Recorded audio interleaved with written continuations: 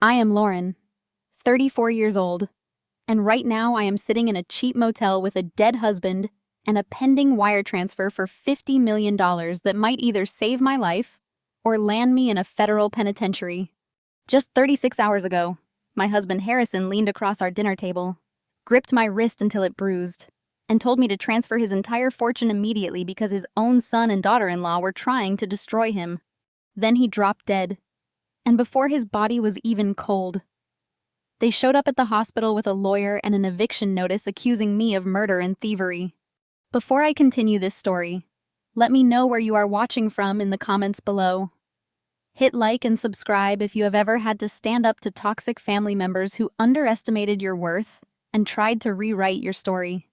The nightmare began on an ordinary Thursday evening. Harrison and I were sitting in the private dining room of our home, an estate located in the historic Beacon Hill neighborhood of Boston. Outside, a classic New England storm was lashing against the floor-to-ceiling windows, throwing sheets of icy rain against the glass. Harrison had spent the last 20 years building a global tech logistics empire, a company that processed millions of international shipments a day. He was 58, full of life, and the most brilliant man I had ever known. But tonight, he looked exhausted. His skin carried a strange gray pore that sent an immediate chill down my spine. I was serving the steak when his knife suddenly clattered against the fine bone china. I looked up, alarmed. Harrison was gripping his chest, his breathing heavy and shallow. "Harrison, what is wrong?" "Let me call 911, I urged, already reaching into my pocket for my phone. He lunged across the table and grabbed my wrist. His grip was terrifyingly weak, his palms clammy and cold. "No time. Lauren," he gasped, his chest heaving as he struggled for air. "Listen to me very carefully. Open my encrypted drive. Transfer the entire $50 million from the Alpha Fund to your hidden offshore account. Do it right now. Lauren, just to be safe, don't let Jackson or Naomi find out. Especially Naomi. They have been." Harrison collapsed onto the dark hardwood floor before he could finish the sentence. Panic seized me. I dropped to my knees beside him, screaming his name, my hands frantically pressing against his chest to start CPR. I managed to call emergency services, my voice shaking as I gave our address to the dispatcher, while the sirens wailed in the distance. I looked back at the dining table. Harrison's laptop was open. The bypass codes for the hidden Alpha Fund were written on a crumpled piece of paper beside his plate.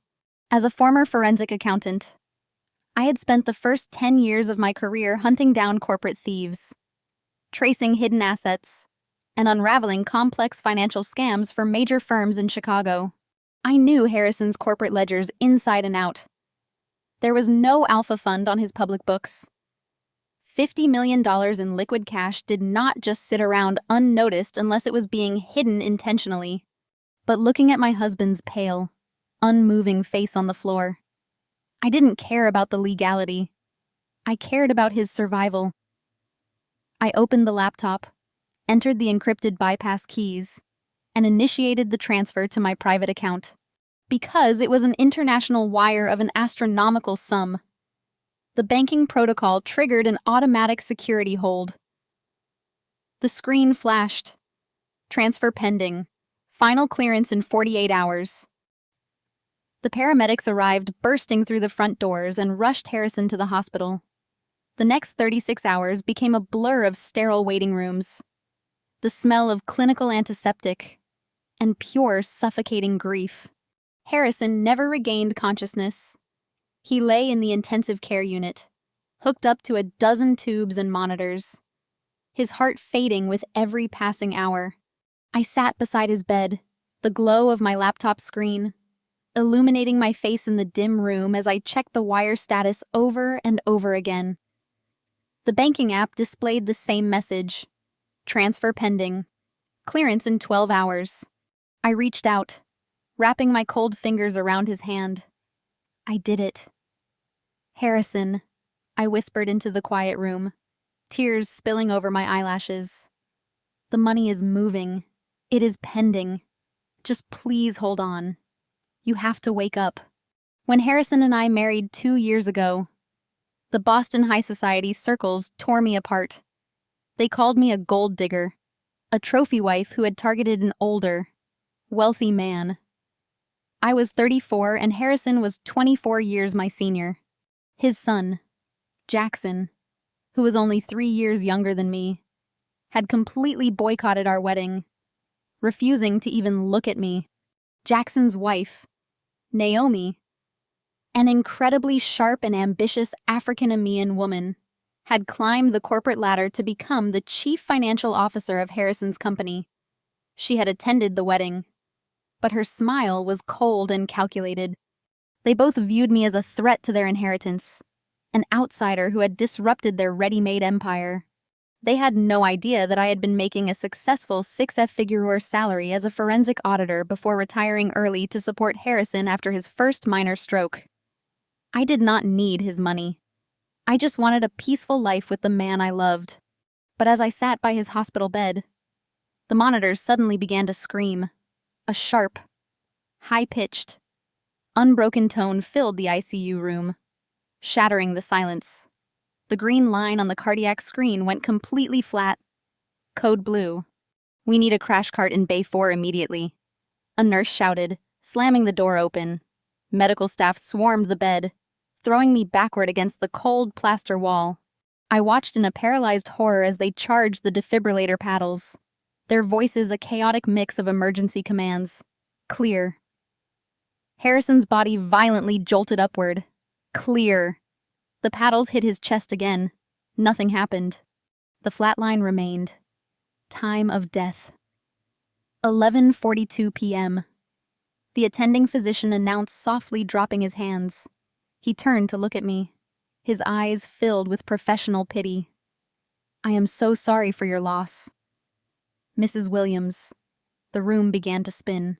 The man who had been my anchor, my protector, was gone.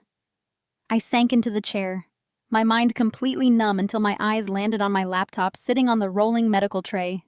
The screen was still glowing. Transfer pending. Clearance in 10 hours. Harrison's final truest words echoed in my mind with sudden, terrifying clarity. Don't let Jackson or Naomi find out. Especially Naomi. I snapped my laptop shut and slid it into my bag just as the door to the waiting room burst open. It had been exactly 3 hours since Harrison took his last breath. I was sitting in the private family waiting room at the end of the intensive care unit corridor. I had not changed clothes. My beige blouse was severely wrinkled, bearing a faint rust-cold smudge of Harrison's blood from when I had desperately tried to perform chest compressions at the house. My hands were folded tightly in my lap. I was staring blankly at the ugly floral pattern of the hospital carpet, trying to process the absolute collapse of my entire world. The heavy oak doors of the waiting room pushed open with a violent thud. Jackson strode in first. He was wearing a tailored navy suit with not a single hair out of place. There was no redness in his eyes and no tremble in his lip. He looked like he was walking into a hostile corporate board meeting rather than the hospital ward where his father had just passed away. Right behind him was Naomi. She was immaculate in a sharp charcoal blazer, her posture rigid and commanding. As a fiercely intelligent African-American woman who had clawed her way to the top of a male-dominated industry, she was entirely used to dominating every room she entered. As the chief financial officer of Harrison's logistics empire, she wielded her power with ruthless efficiency. She carried a sleek leather briefcase, her heels clicking ominously against the linoleum floor. Trailing them was a man I recognized immediately. Bradley. He was a notorious probate lawyer in Boston known for gutting estates and leaving widows with pennies on the dollar. Jackson, I whispered, standing up as my voice cracked with sheer exhaustion. I am so sorry. He is gone. Jackson did not offer a hug. He did not even offer a basic word of comfort. He stopped 2 feet away from me, his jaw set hard. Where is the laptop? Lauren. I froze. The heavy grief that had been suffocating me was suddenly pierced by a sharp spike of adrenaline. What? Do not play dumb with me. Jackson sneered, his voice dropping into a menacing register. The company laptop, the one he kept in the private study. Where is it your father just died 3 hours ago? Jackson. He has not even been moved to the morgue yet, and you are asking me about a computer. Naomi stepped forward smoothly, interposing herself between me and her husband. Her expression was utterly devoid of empathy. It was a mask of cold, calculating authority. Loren, let us not make this difficult, Naomi said, her tone dripping with polite condescension. Harrison was a sick man. His mental faculties were clearly declining over the past few weeks, as CFO noticed several unauthorized, highly irregular transaction requests originating from his private terminal. We are here to secure company assets. He had a stroke. Naomi.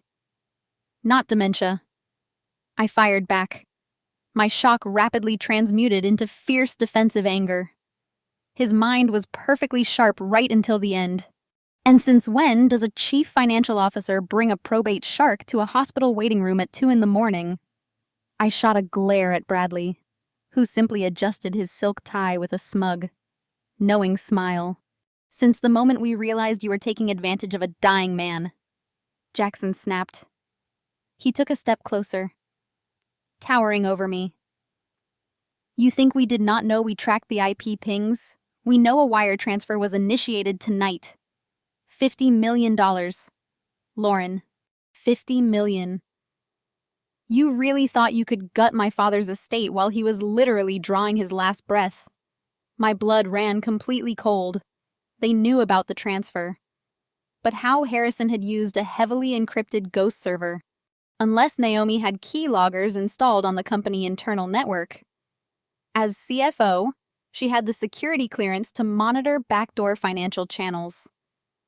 My forensic accountant instincts flared to life. She had been illegally monitoring his private movements. That transfer was initiated by Harrison. Not me, I said, keeping my voice dead level. I refused to let them see me shake. He knew exactly what he was doing. Oh, please. Naomi laughed a dry, humorless sound that echoed off the sterile walls. She unclasped her briefcase and pulled out a thick stack of legal documents. She tossed them onto the glass coffee table between us. You are 34 years old. You have not worked a real job in 5 years. You spent your days redecorating the mansion and attending charity galas on my father-in-law's dime. You think any judge in the state of Massachusetts is going to believe that a corporate titan voluntarily wired $50 million to a hidden account just hours before he dropped dead? She leaned in her dark eyes, locking onto mine with absolute venom. It is textbook undue influence. Lauren. Financial elder abuse. Elder abuse. I gasped, stepping back as if she had physically struck me in the face. I loved him. I took care of him when he had his first stroke last year. Where were you two? You were skiing in the Swiss Alps, Jackson. I was the one feeding him, rehabilitating him, helping him learn how to walk again. And you were compensated quite well for your nursing services, Jackson retorted, his lip curling in utter disgust. You got to live in a $10 million house and play the grand lady of Beacon Hill. But the free ride is over. Cancel the transfer. Lauren, do it now. The transfer is pending.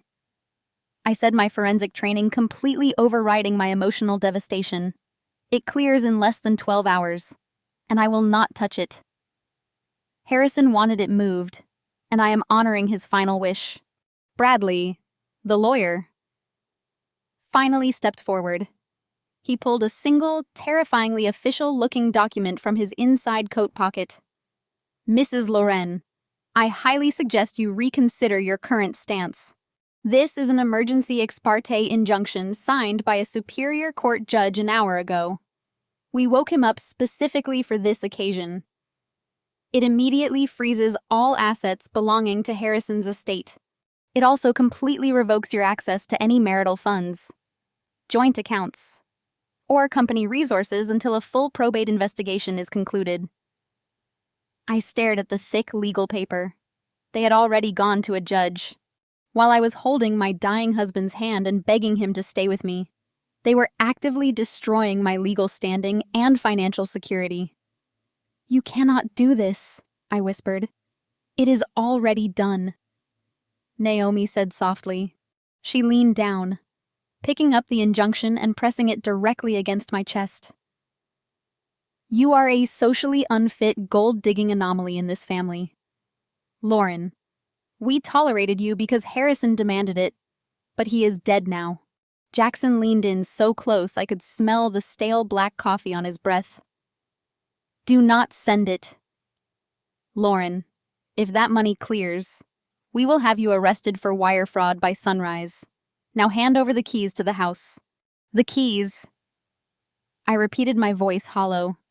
I looked from Jackson to Naomi, then to Bradley, hoping this was some kind of twisted, grief-filled nightmare.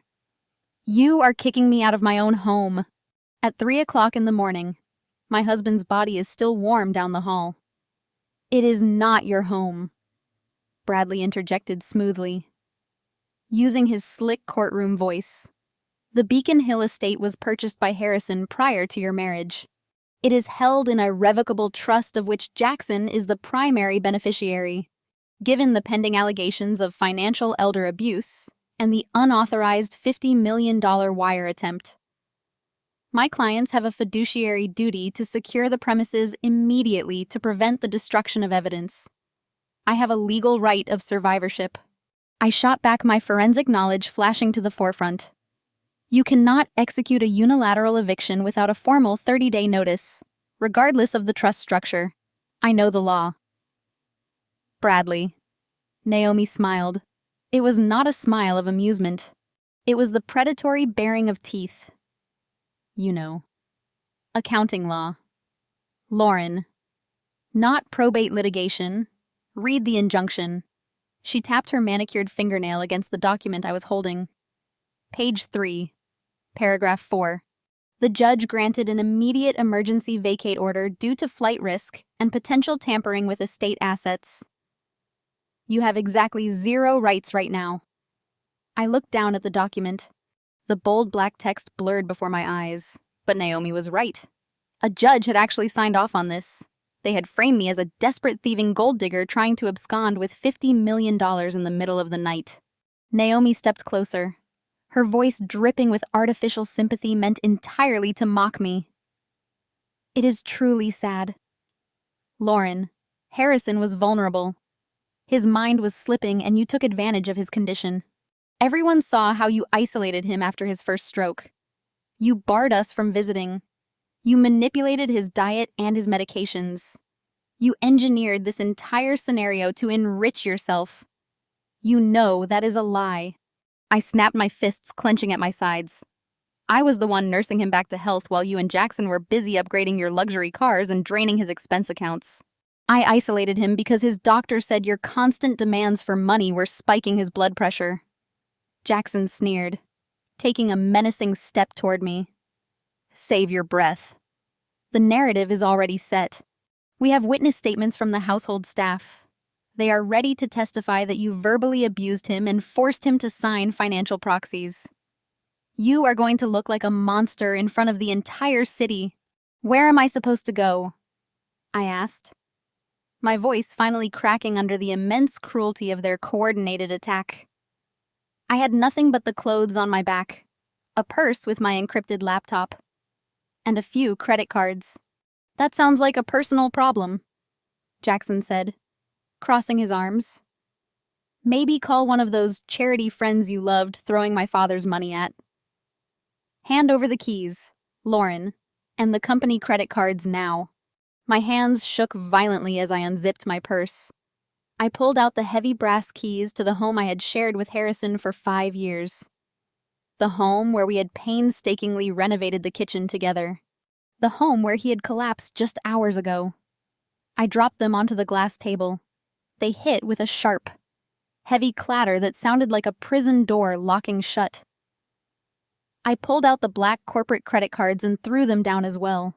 You will pay for this, Jackson, I whispered, looking my stepson dead in the eye. Harrison knew. He knew exactly what you two were doing behind his back. That is why he wanted the money moved tonight. Jackson's eye twitched a microscopic break in his arrogant facade. He was a sick, confused old man. He did not know anything. I suggest you leave the premises, Bradley said, checking his expensive watch. Security at the estate has already been notified to deny you entry. If you attempt to access the property, you will be arrested for trespassing. Naomi leaned in, lowering her voice so only I could hear. Listen to me very carefully. Little girl, you are completely out of your depth. Cancel the wire transfer. Walk away quietly. And maybe we will not press criminal charges for the theft. But if you try to fight us, I promise you, I will make sure you spend the best years of your youth in a federal penitentiary.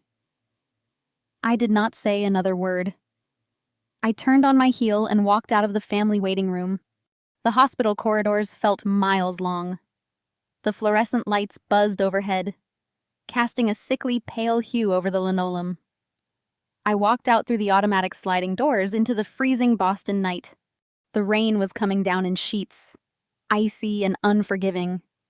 I had no jacket, no car, as the vehicle I drove was registered to the company.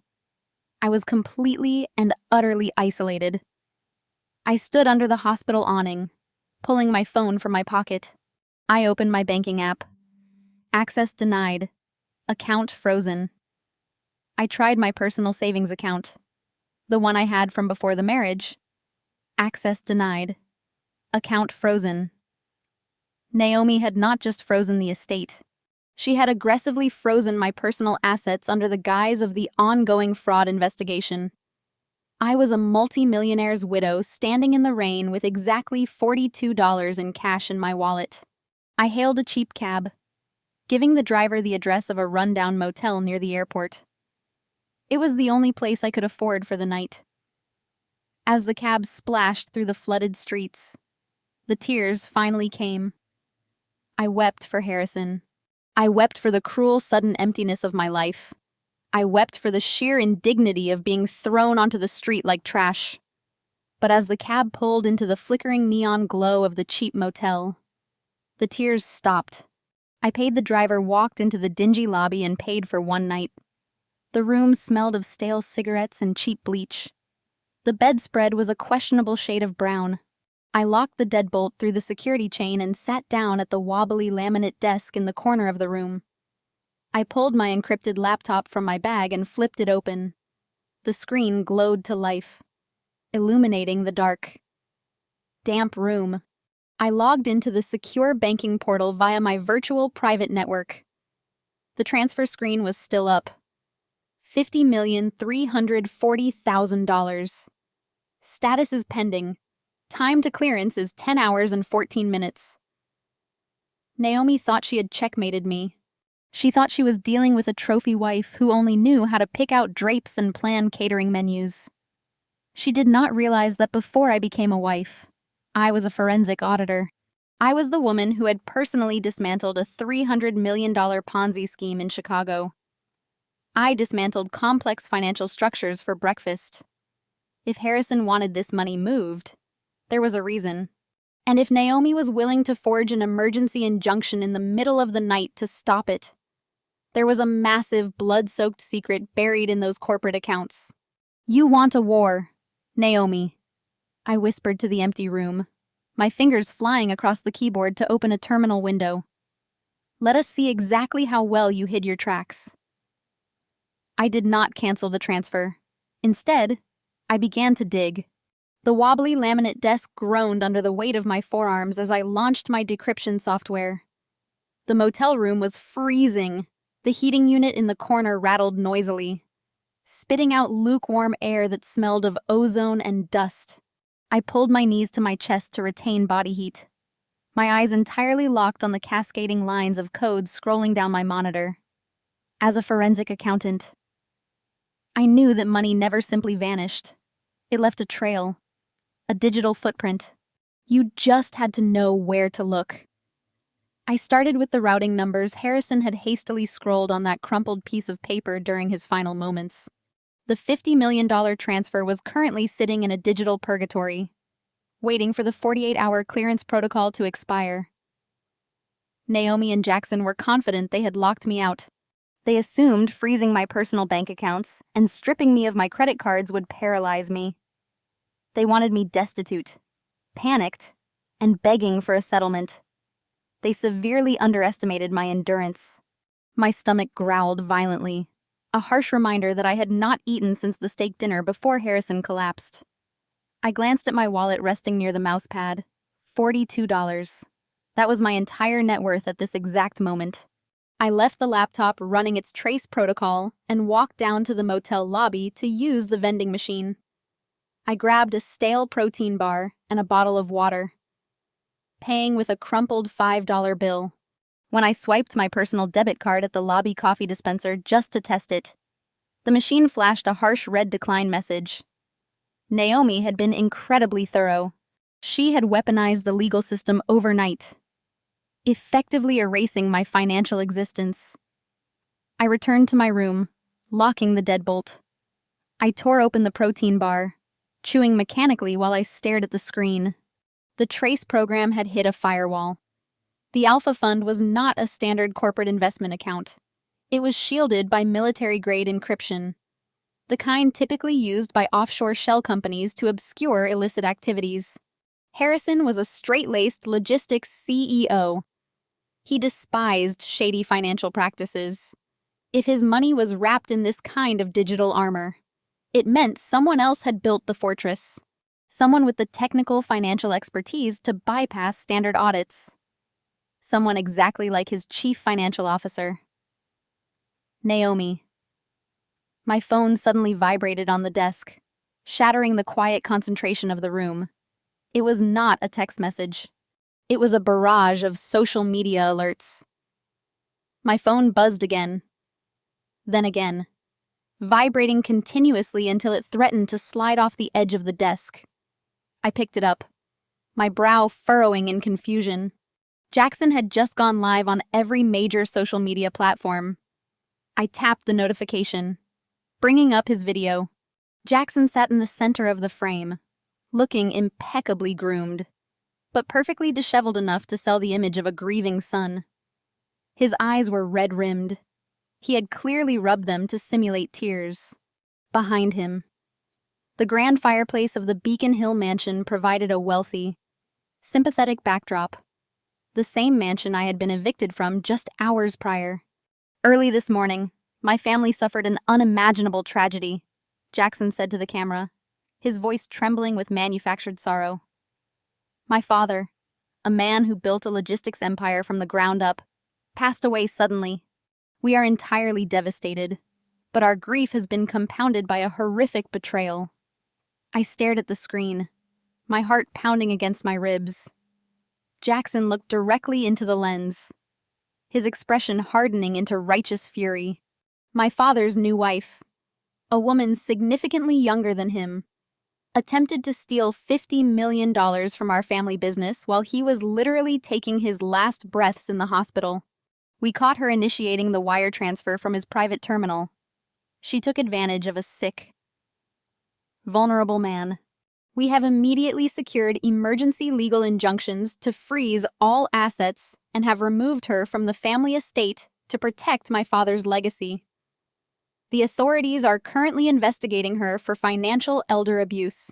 He paused, letting out a heavy, dramatic sigh. Please respect our privacy as we navigate this profound loss and seek justice for my father. The video ended. I sat completely paralyzed for 10 seconds. Below the video, the comment section was an absolute bloodbath. Within minutes, the post had garnered thousands of shares. The local Boston news outlets were already picking up the feed, broadcasting Jackson's accusations across the morning news networks. The public response was merciless. People who had never met me were calling me a sociopath, a gold digger, a murderer. Anonymous accounts demanded my immediate arrest. Former acquaintances from the country club posted comments claiming they always knew I was a fraud. My character was being publicly executed in real time. Jackson and Naomi were controlling the narrative, painting me as a predator to hide their own crimes. They knew that if the public condemned me, the police would scrutinize me even harder, making it impossible for me to defend myself against the impending criminal charges. A sharp ping from my laptop drew my attention away from the toxic wasteland of my phone. The trace protocol had finally broken through the first layer of the firewall. Lines of data flooded the screen, revealing the destination coordinates of the hidden funds. I leaned closer, my eyes scanning the digital ledger. The anger coursing through my veins sharpened my focus into a deadly weapon. I did not cry over the vicious comments. I did not panic over the frozen bank accounts. The public smear campaign was nothing but a Smoke OKC screen designed to distract me from the truth. I highlighted a specific block of transactions originating from the Alpha Fund. The money had not been sitting stagnant. Millions of dollars had been methodically bled from Harrison's logistics company. Unbelievable. I leaned closer to the glowing monitor, my eyes scanning the digital ledger with predatory focus. The money had not just been siphoned off in a few large chunks. It had been systematically and meticulously drained through thousands of tiny transactions. This was not a smash-and-grab robbery. This was a highly sophisticated corporate bleeding process designed to evade standard automated banking alerts and internal audit triggers. As a forensic accountant, I recognized the methodology instantly. It was a classic technique known as smurfing, where massive amounts of capital are broken down into seemingly innocuous payments to avoid federal reporting thresholds. Someone had been siphoning off funds under the guise of routine operational expenses for Harrison's logistics company, and that someone had the highest level of administrative clearance. I cracked my knuckles and launched my proprietary tracking software. This was a program I had personally coded during my years working in Chicago, designed specifically to unravel layered financial obfuscation. I typed in the primary routing numbers Harrison had hastily written on that crumpled napkin. The software hummed to life, casting a stark blue light across the dingy motel walls.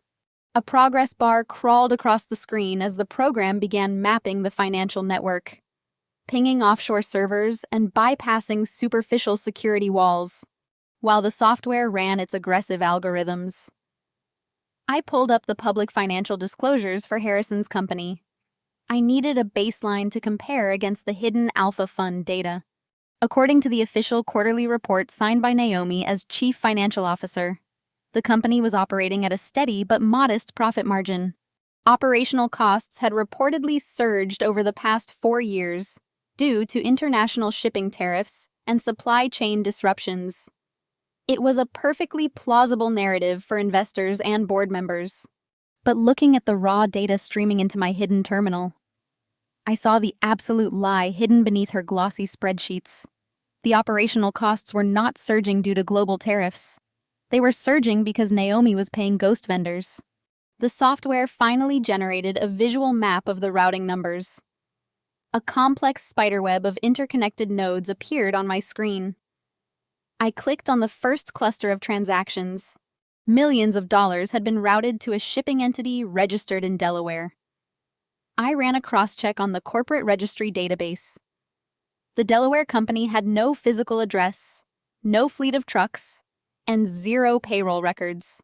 It was a shell company, a phantom entity existing solely on paper to generate fake invoices. Naomi had been approving millions in payments to this phantom vendor for non-existent freight services. From there, the money bounced. It moved from Delaware to a holding company in Panama, then fractured into a dozen different accounts in Switzerland before ultimately consolidating again. The sheer audacity of the scheme was breathtaking. She was using her position to authorize payments, bypass internal audits by utilizing obscure accounting loopholes, and essentially robbing her father-in-law blind. But Harrison had caught her. The Alpha Fund was not a slush fund he had created to hide wealth from me or the government.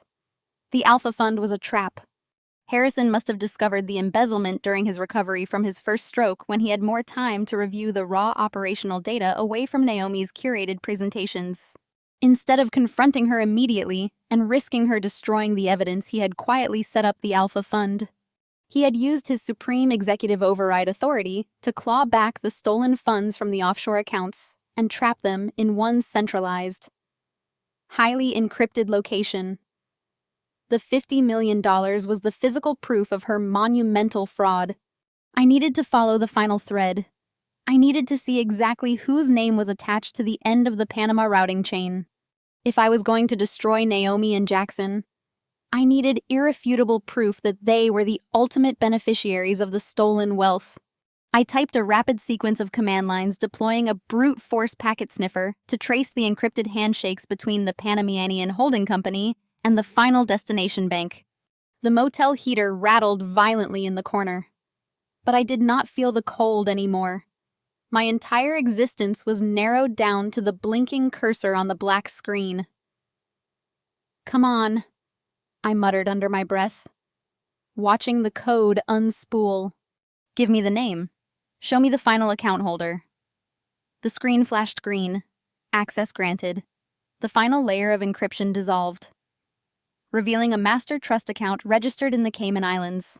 I downloaded the trust incorporation documents, my eyes darting across the digital pages. There it was, the smoking gun. The sole beneficiaries of the Cayman Trust were Jackson and Naomi. They had siphoned $50 million from Harrison to build their own hidden empire.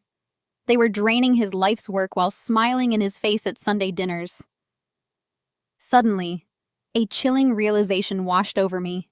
If Naomi realized Harrison had discovered the fraud, she would have known her entire life was about to implode. Wire fraud of this magnitude carried a 20-year federal prison sentence. She would have lost everything: her wealth, her prestigious career, her freedom, unless Harrison died before he could report it. My hands began to tremble, but not from fear. It was a cold, calculating rage, the sudden cardiovascular collapse. The fact that Jackson and Naomi were already prepared with a high-powered probate lawyer and emergency injunctions just 3 hours after his death. They had orchestrated this. They had framed me for elder abuse to ensure I was completely discredited and removed from the property, preventing me from ever getting close to his private servers. But they did not know Harrison had already given me the keys. I looked at the transfer pending status on the screen. The $50 million was moving into my blind account. I had to redirect it tonight. My forensic mind had fully awakened. It was war. I stared at the blinking cursor, the stark reality of the situation washing over me like a bucket of ice water. The $50 million sitting in the pending transfer was not my inheritance. It was not a generous parting gift from a loving husband wanting to secure my future. It was blood money. It was the physical manifestation of a massive criminal conspiracy. A digital confession of corporate treason orchestrated by the people Harrison had trusted most. Naomi and Jackson had not just been skimming off the top to fund their lavish lifestyle. They had been actively gutting the foundation of Harrison's entire life's work. I opened a new command terminal and began compiling the evidence. Every forensic accountant knows that proving fraud requires more than just finding the destination account. You have to map the entire circulatory system of the theft.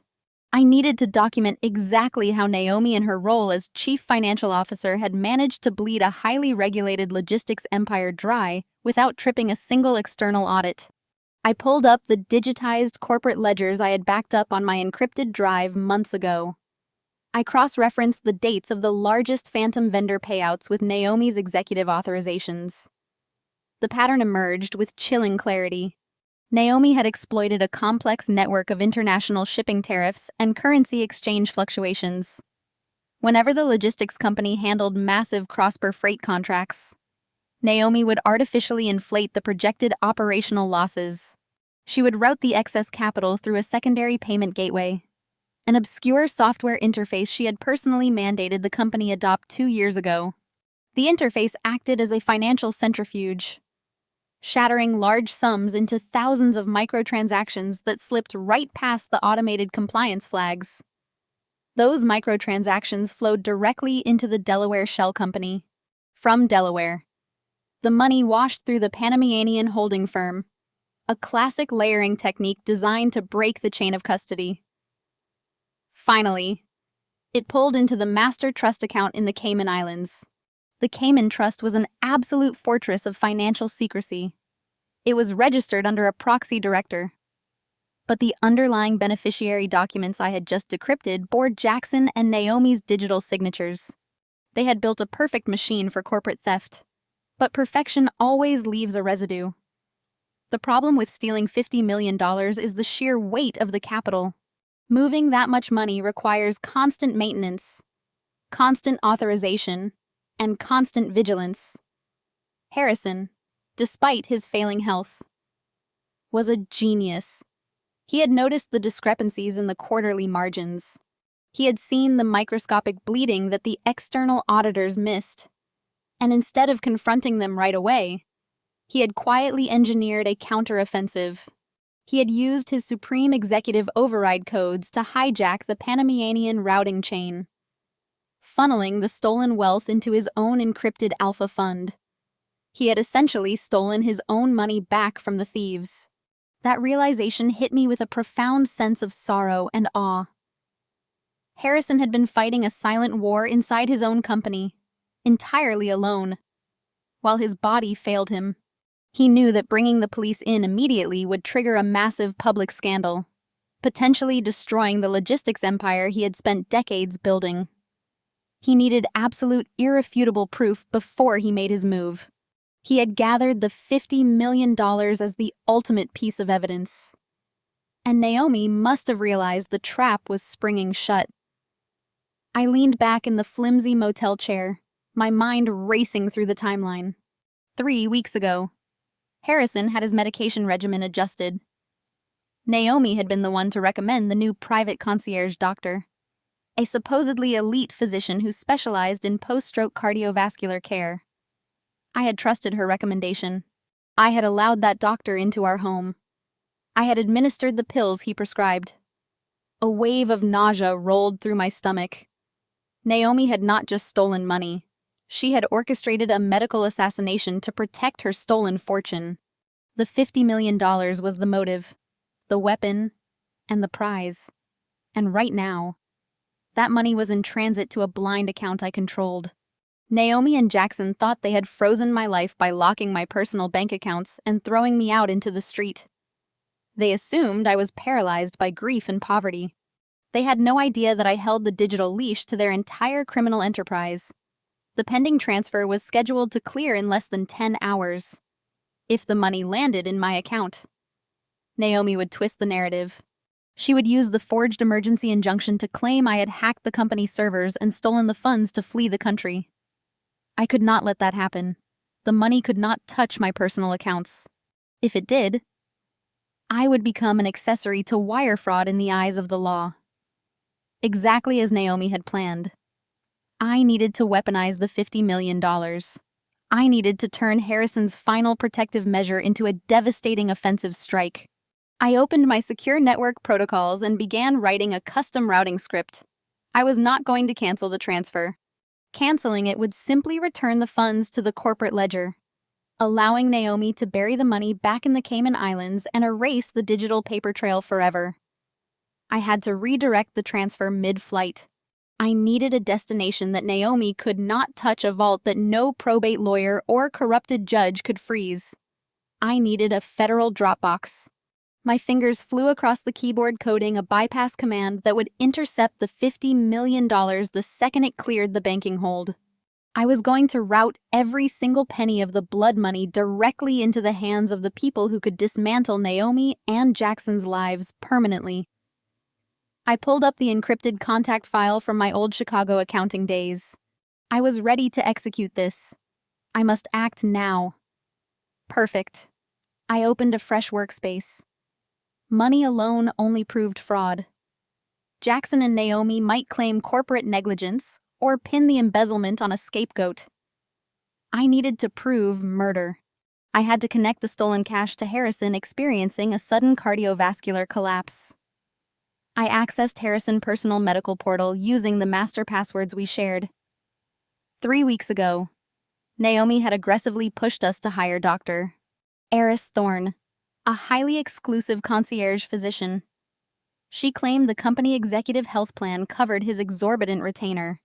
At the time, I was so desperate for Harrison to recover from his stroke that I welcomed any elite medical intervention. Now, staring at the glaring white screen in the freezing motel room, I knew that decision had been a carefully orchestrated trap. I initiated a deep dive into Dr. Thorne. On the surface, he was impeccable. He possessed an Ivy League pedigree and a waiting list of billionaire clients. But forensic accounting is about looking past the shiny exterior and finding the dirty plumbing underneath. I ran his medical LLC through my proprietary tracking software, searching for any financial overlaps with Harrison Logistics Empire. The search algorithm churned for several tense minutes. The motel room felt completely silent, except for the frantic rhythmic clicking of my keyboard. Then a massive data cluster appeared on my monitor. Naomi had indeed paid Dr. Thorne using the corporate executive health plan. But that was merely the public F-facing transaction. By peeling back the digital layers of the corporate expense accounts, I found a secondary, highly concealed ledger. Naomi had authorized a separate consulting fee of $2 million to a biomed research firm registered in BICE. I ran the Blycane entity through the global corporate registry database. The registered agent for the firm was a proxy lawyer, but the primary shareholder was a holding company directly controlled by Dr. Eris Thorne. My blood turned to absolute ice. Naomi had not just hired a doctor. She had purchased a professional assassin. I needed to establish the exact timeline of the murder. I opened the pharmacy dispensing records attached to Harrison patient file. Dr. Thorne had completely overhauled Harrison's daily medication regimen exactly 18 days ago. He had discontinued a standard reliable blood thinner and replaced it with an obscure, highly potent experimental cardiovascular drug. The medical justification noted in his digital file was aggressive stroke prevention. Next, I pulled up the internal company logs showing when Harrison first accessed the corrupted Panamanian routing chains. Harrison had initiated his own secret audit exactly 21 days ago. He had found the embezzlement locked the stolen funds into the Alpha Fund and prepared to expose his son and daughter-in-law. 3 days later, Naomi introduced Dr. Thorne to our family. The sequence of events was terrifyingly precise. Naomi realized Harrison was closing in on her $50 million theft. She knew he possessed the power to destroy her lucrative life and send her to prison. She needed him silenced immediately. But it had to look like a natural tragedy. A man recovering from a major stroke suffering a secondary fatal heart attack would raise zero suspicions among standard medical examiners. It was the perfect untraceable crime.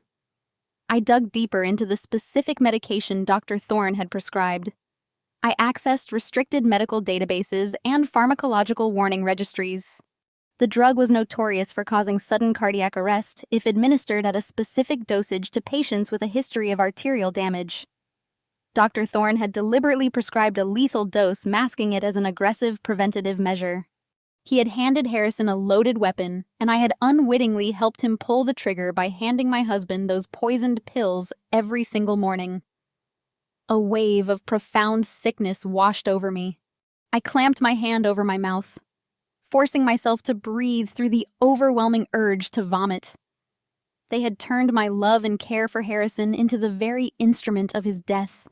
Naomi had orchestrated it all with the cold, calculating precision of a master tactician. She used the embezzled funds to pay the assassin, utilized her authority as CFO to hide the transaction, and wielded the emergency probate injunction to ensure I was thrown out of the house before I could ever secure the physical pill bottles for an independent toxicology screening. But she made one fatal error. She left a digital footprint. She believed her complex web of shell companies and offshore accounts was completely impenetrable. She assumed a grieving 34-year-old widow would be too broken, too ignorant, and too terrified to look behind the curtain. She forgot that I spent a decade tracing the darkest financial crimes in the country. I aggressively compiled every piece of evidence. I took the wire transfers from the corporate ledger to the Delaware Shell Company. I grabbed the routing data from Panama to the Cayman Islands. I captured the digital signatures proving Naomi and Jackson were the sole beneficiaries of the stolen $50 million. Then I attached the medical payment logs linking Naomi to Dr. Thorne $2 million blood money payoff. I bundled the entire devastating package into a single heavily encrypted master file. This was no longer just a case of probate theft or simple embezzlement. It was a massive federal conspiracy to commit murder for ultimate financial gain. The digital clock in the corner of my screen indicated it was now 4 a.m. The pending transfer of the $50 million was scheduled to execute in just 8 hours. I had the explicit motive. I had the murder weapon. I had the absolute proof of their guilt. I opened my secure communication protocol and loaded the contact information for Agent Carter. He was a senior investigator with the Federal Bureau of Investigation, specializing in white-collar crime and corporate homicide. We had worked together on a massive case in Chicago 5 years ago. He knew my work, and he trusted my forensic analysis implicitly. I typed a brief, urgent message requesting a secure line. The trap was fully constructed. Naomi and Jackson thought they had buried Harrison along with their secrets. They were about to discover that some secrets refused to stay buried. The harsh morning light filtered through the cracked blinds of the motel room, signaling the start of a new day. My phone vibrated against the cheap laminate desk. It was an unsaved number, but the text message was unmistakable in its arrogant brevity. Meet us at the espresso bar on 5th Avenue in 1 hour. Do not be late. We have a proposition for you. I stared at the screen, my heart pounding a steady, aggressive rhythm against my ribs. Naomi and Jackson were getting restless. The pending transfer of the $50 million was ticking closer to its clearance deadline. They needed me to cancel the wire before the banking hold expired, and they assumed a night in a freezing, rundown motel would have completely broken my spirit. They wanted to negotiate my surrender. I quickly closed my encrypted laptop, safely stashing it in my oversized leather bag. I splashed cold water on my face in the rusted bathroom sink, smoothing down the wrinkles of the beige blouse I had been wearing since Harrison died. I looked exhausted, pale, and utterly defeated. It was the perfect disguise. I hailed another cheap cab and made my way to the upscale downtown cafe.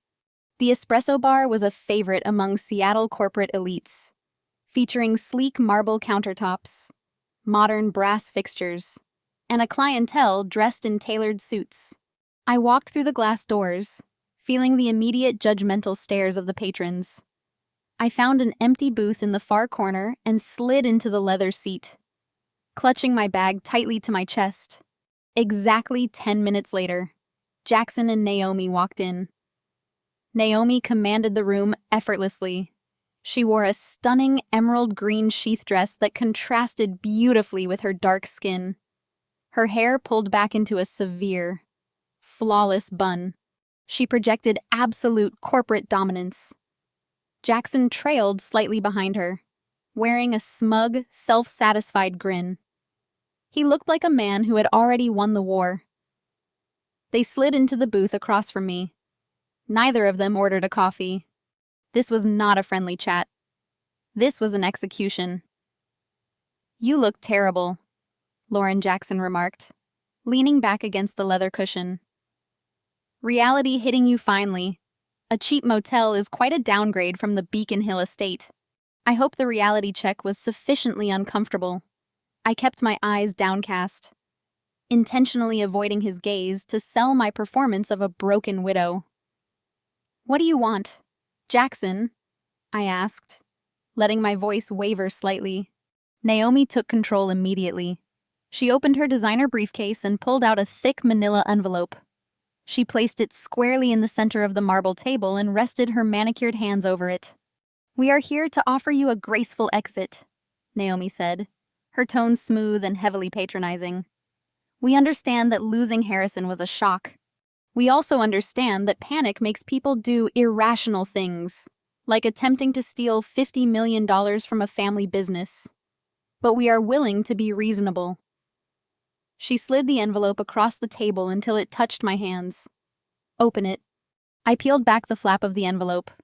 Inside rested a cashier check made out to my name.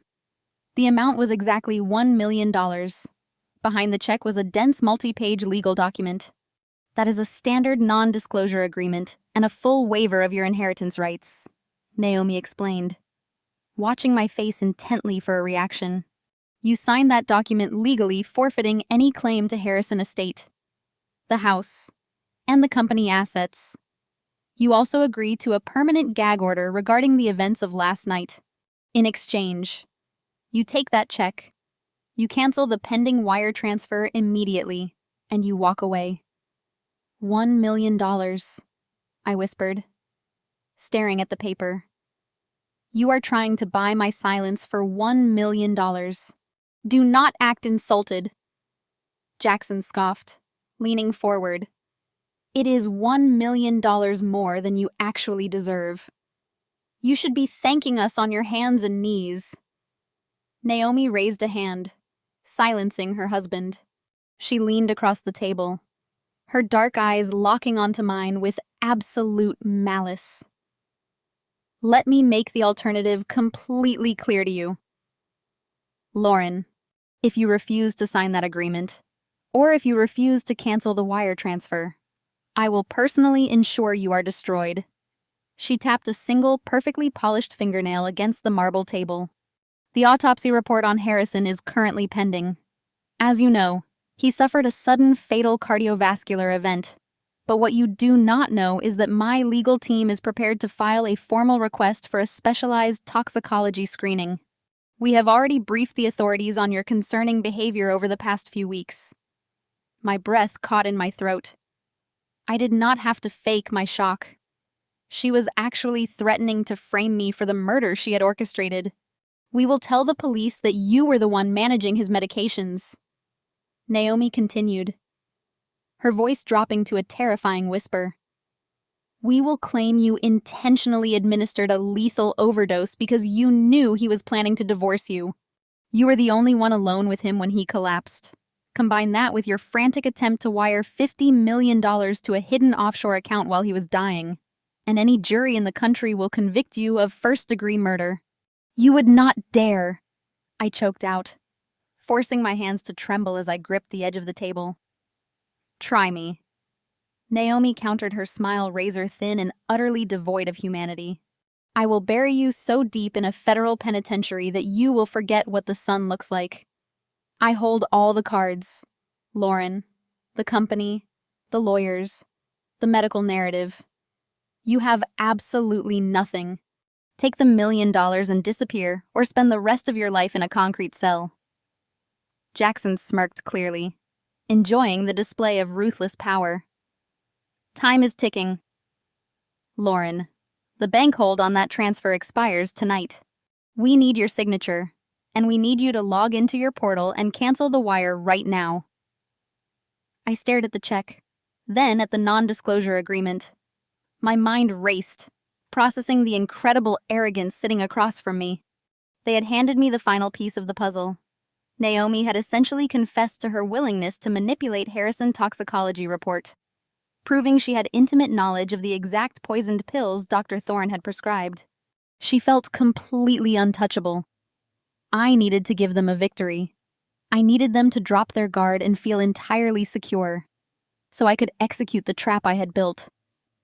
I slumped my shoulders, letting a tear slip down my cheek. I looked away, projecting absolute total surrender. "Okay," I whispered, my voice breaking perfectly. "You win. I will sign it." Jackson let out a harsh bark of laughter. Smart girl, finally realizing her place. "But I cannot cancel the wire from here." I lied, looking up at Naomi with wide, fearful eyes. The banking protocol requires me to be on a secure, authenticated network to reverse a transaction of that magnitude. If I try to do it on a public cafe network, the bank will freeze the account for suspicious activity, and the money will be locked in an investigative hold for months. I need to do it at the company office or at the memorial service where I can access the encrypted family server. Naomi narrowed her eyes, evaluating my statement. As a chief financial officer, she knew that high-level wire transfers required strict security authentications.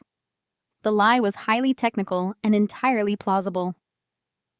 Fine, Naomi said, her tone sharp.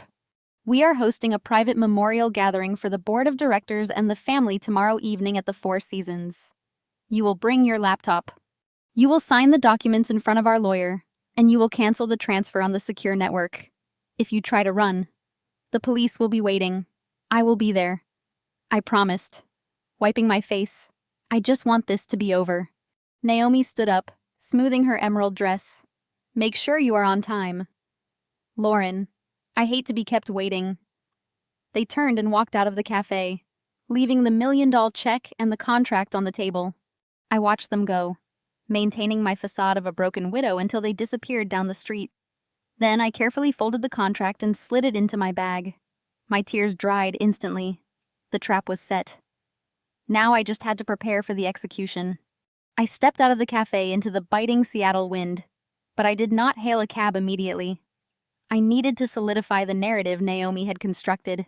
If they were going to believe I was a defeated, terrified widow on the verge of a psychological collapse, I had to give them a performance worthy of an audience. Naomi and Jackson were undeniably having me followed. People who embezzle $50 million and orchestrate a cardiovascular assassination do not simply walk away and trust their victim to comply. They watch. They verify. I spotted a dark sedan idling across the street, its tinted windows barely concealing the silhouette of a driver whose gaze was fixed squarely on me. Perfect. I let my shoulders slump deliberately, ruining my posture. I stumbled slightly as I walked down the pavement, making sure to pull my phone from my bag with visibly shaking hands. I needed them to report back to Naomi that I was spiraling. I dialed a number I had memorized from the legal documents Naomi had thrown at me. Bradley, the probate lawyer. The line rang twice before his slick, arrogant voice answered. Bradley and Associates. Bradley, it is Lauren. I gasped, pitching my voice up an octave and forcing my breathing to become rapid and shallow. I injected pure, unadulterated panic into my tone. Please, you have to talk to Naomi. You have to make her understand that I am not trying to run. I am terrified. There was a pause on the line. I could almost hear his smug satisfaction. Calm down, Lauren. Hysterics will not help your legal standing. Have you reviewed the settlement agreement? I am looking at it right now. I sobbed, clutching the phone tightly against my ear while stealing a covert glance at the idling sedan. I will sign it. I swear I will sign it. I do not want the house. I do not want the company. I just do not want to go to a federal prison. Please, you cannot let her file those toxicology reports. Harrison was already sick. I was just trying to follow his instructions. I was confused. I leaned against a brick building, sinking slowly until I was crouching on the cold sidewalk. It was an incredibly degrading posture, but it was exactly what the private investigator across the street needed to photograph. A broken, pathetic gold digger sobbing in the gutter. Naomi is a very reasonable woman when she is not being actively robbed, Bradley replied, his tone dripping with condescension. If you execute the cancellation of the wire transfer and sign the non-disclosure agreement, she will suppress the medical investigation, but you have to follow her exact instructions. I will, I cried, letting out a ragged, desperate breath. But I need a guarantee. I need to know she will not take the signed papers and press charges anyway. I need witnesses. Witnesses, Bradley scoffed. You are in no position to make demands. Lauren, it is not a demand.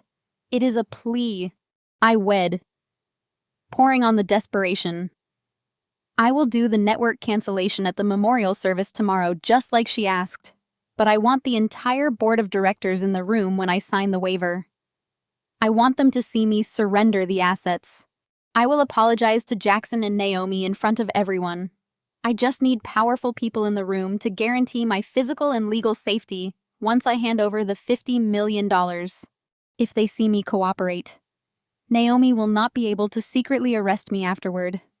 Please, Bradley, let me humiliate myself in front of the board and I will give you everything. I held my breath, waiting for the bait to be taken. I knew exactly how narcissistic personalities operated. Naomi did not just want her stolen fortune secured. She wanted absolute crushing victory. She wanted to watch me gravel in front of the very corporate titans who had judged our marriage. The idea of me sobbing and confessing my defeat before the entire logistics board of directors would be an irresistible feast for her ego. "Hold the line," Bradley commanded. I remained crouched on the sidewalk, listening to the muffled hold music. The wind whipped my hair across my face. I kept my expression twisted in artificial agony for the benefit of the watching investigator. 2 minutes passed, then 3. I knew Bradley was conferring with Naomi. I could picture her in her tailored emerald dress, eyes gleaming with triumph as she imagined my public surrender. Bradley returned to the line. "Naomi accepts your terms. The board of directors will be gathered in the private suite at the Four Seasons immediately following the public memorial service. You will arrive at exactly 6 o'clock in the evening. You will bring your laptop. You will log into the encrypted family server, cancel the pending transfer, and sign the inheritance waiver in front of the board. If you deviate from this plan by a single syllable, the police will be waiting in the lobby with handcuffs. Do we have an understanding?" "Yes," I whimpered, letting out a loud, pathetic sob. "Yes, thank you. Thank you so much. Tell her I am sorry. Just be on time." "Lauren." Bradley hung up. I lowered the phone from my ear. I remained crouched on the sidewalk for another 30 seconds, keeping my head buried in my hands. I let my shoulders heave as if I were weeping uncontrollably. Then I stood up.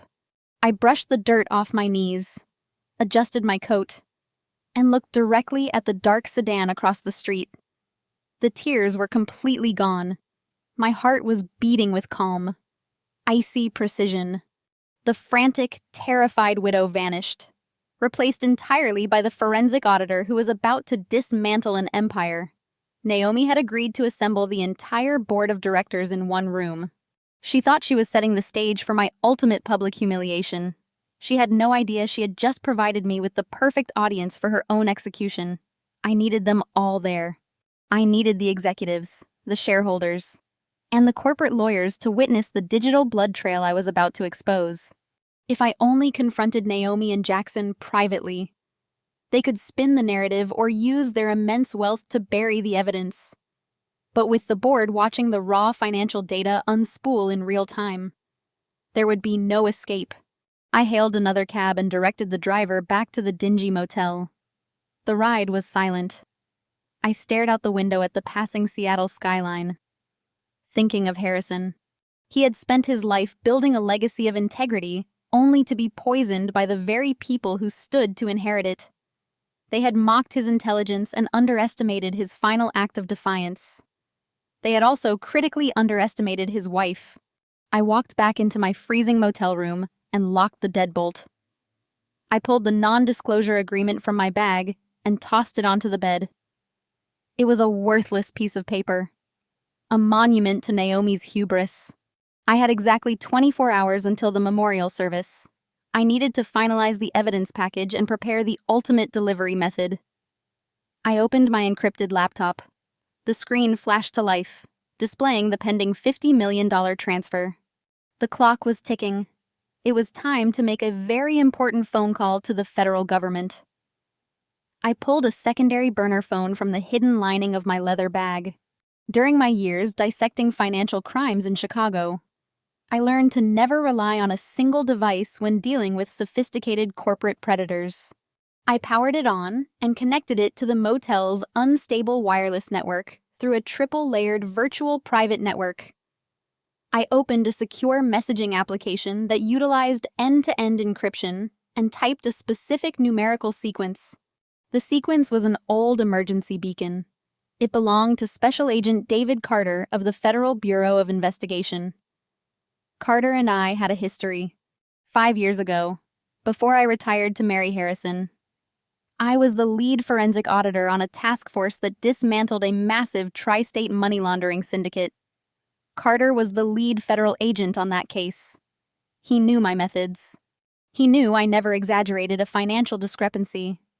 And he knew I never called unless I had absolute, irrefutable proof of a felony. I stared at the screen as the encrypted line established a connection.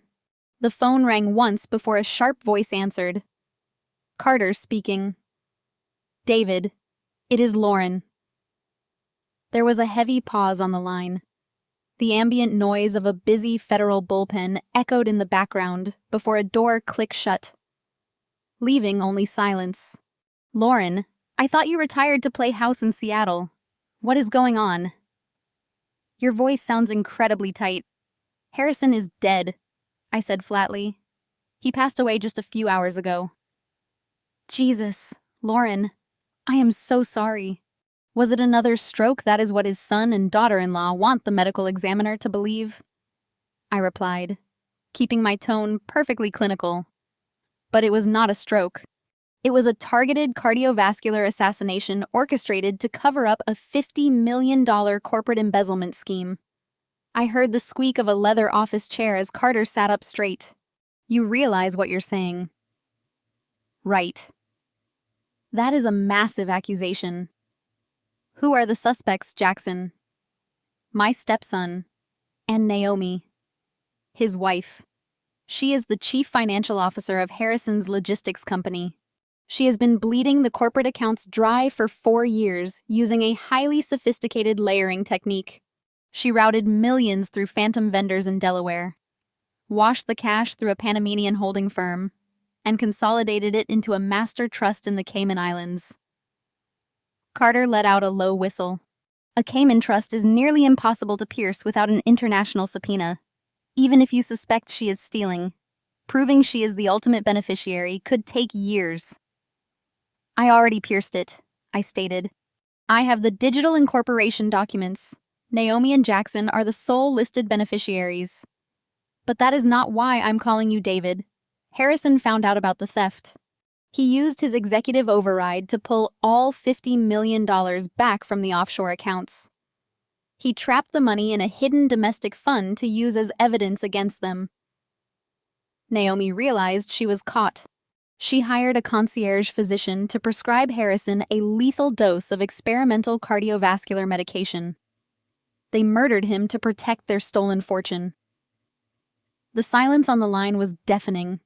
When Carter finally spoke, his voice was all business. The easy banter of old colleagues was entirely gone, replaced by the sharp focus of a federal investigator. Do you have the proof? Lauren. Actual actionable data. I cannot authorize a raid on a prominent corporate executive based on a hunch. I am sending you a secure data packet right now, I said, my fingers flying across my laptop keyboard. I hit the execution command, firing the encrypted file across the network directly to Carter's federal server. Open it. I listened to the rapid clicking of his keyboard. Give me the password. I recited a 12-character alphanumeric string. I heard his breath catch as the files populated on his monitor. Look at folder A, I instructed. Those are the corporate expense ledgers overlaid with the Panamanian routing numbers. Notice the microtransactions. Naomi used an obscure payment gateway to smurf the stolen funds right past the automated compliance flags. Now open folder B. Those are the Cayman Trust beneficiary signatures. This is incredible. Carter muttered, his voice thick with absolute disbelief. You mapped the entire laundering network in less than an hour. I mapped it while sitting in a freezing motel room after they forged a probate injunction to evict me from my own home, I clarified. Now open folder C.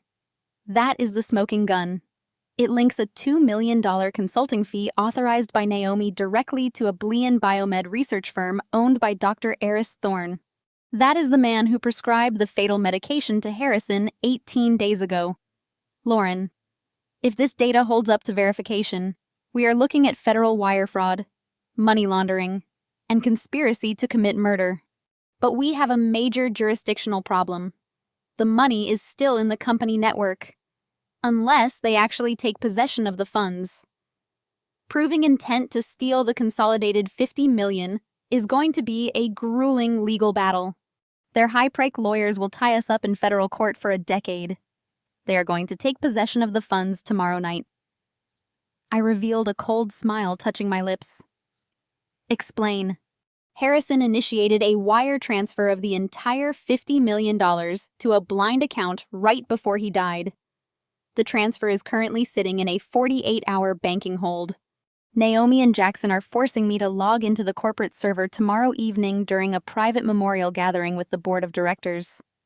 They want me to cancel the transfer and sign an inheritance waiver.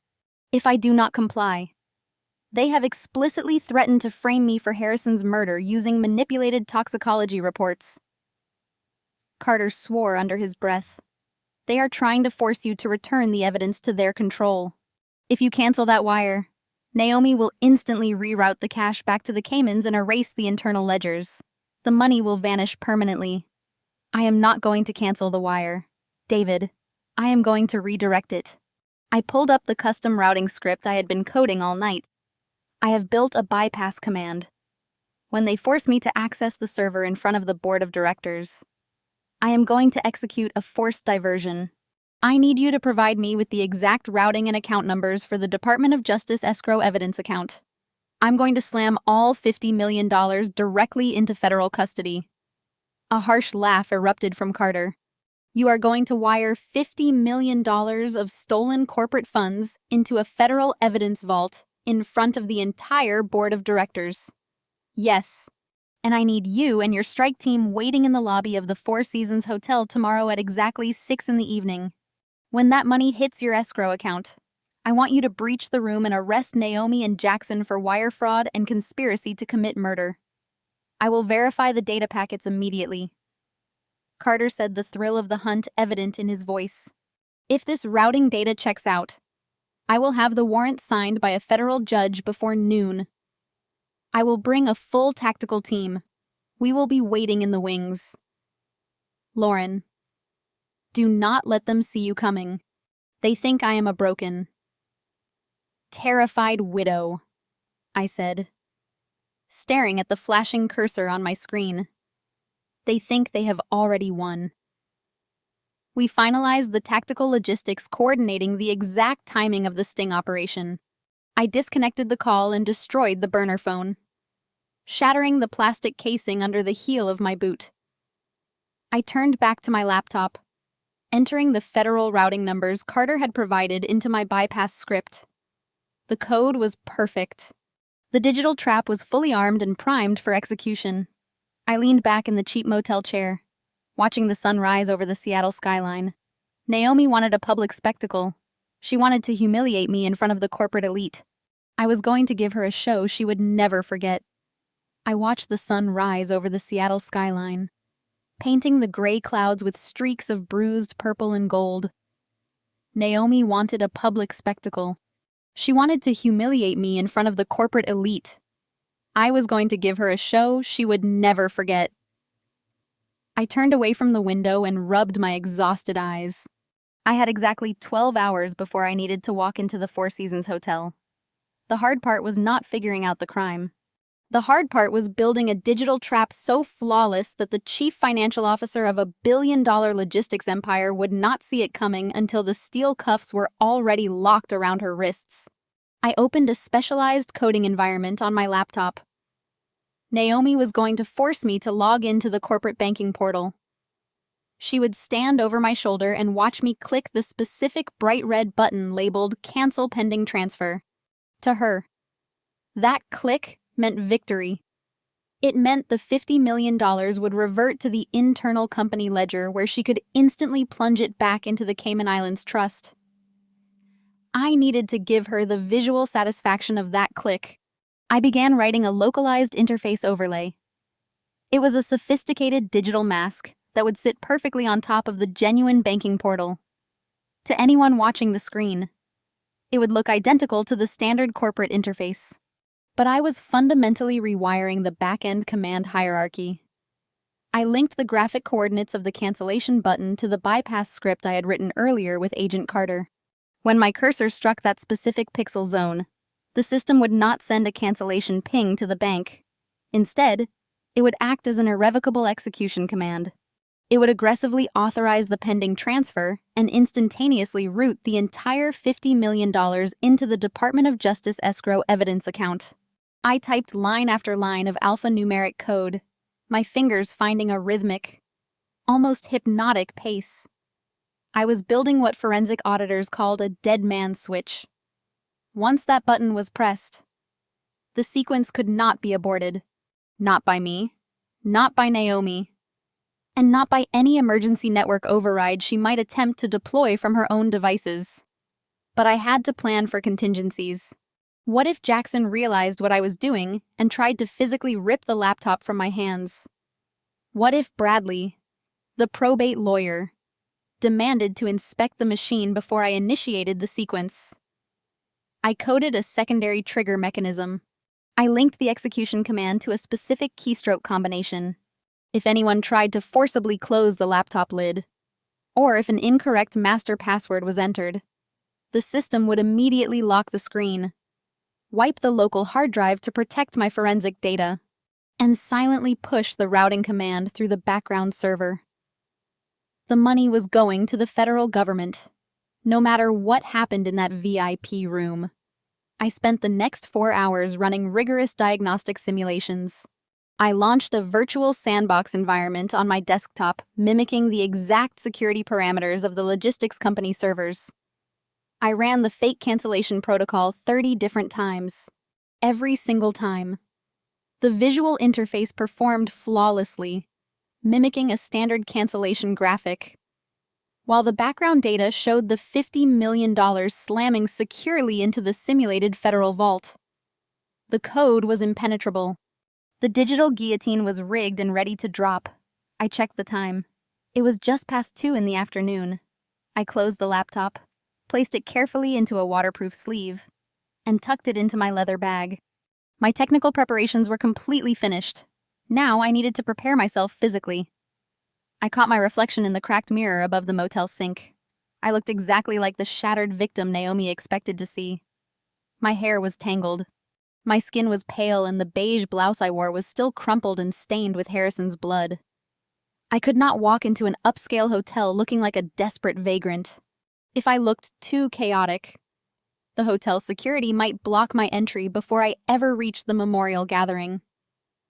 Furthermore, I refused to let Harrison's board of directors see me as the pathetic gold digger Naomi had painted me to be. I left the motel carrying my bag tightly against my side. I walked 3 blocks down the gritty commercial avenue until I found a mid-range department store. I walked straight to the women professional section. I used $40 of my remaining cash to buy a simple, sharp black blazer and a matching pair of slacks. It was nowhere near the tailored designer clothing I was accustomed to wearing at Beacon Hill. But the clean, dark lines gave me a shield of professional armor.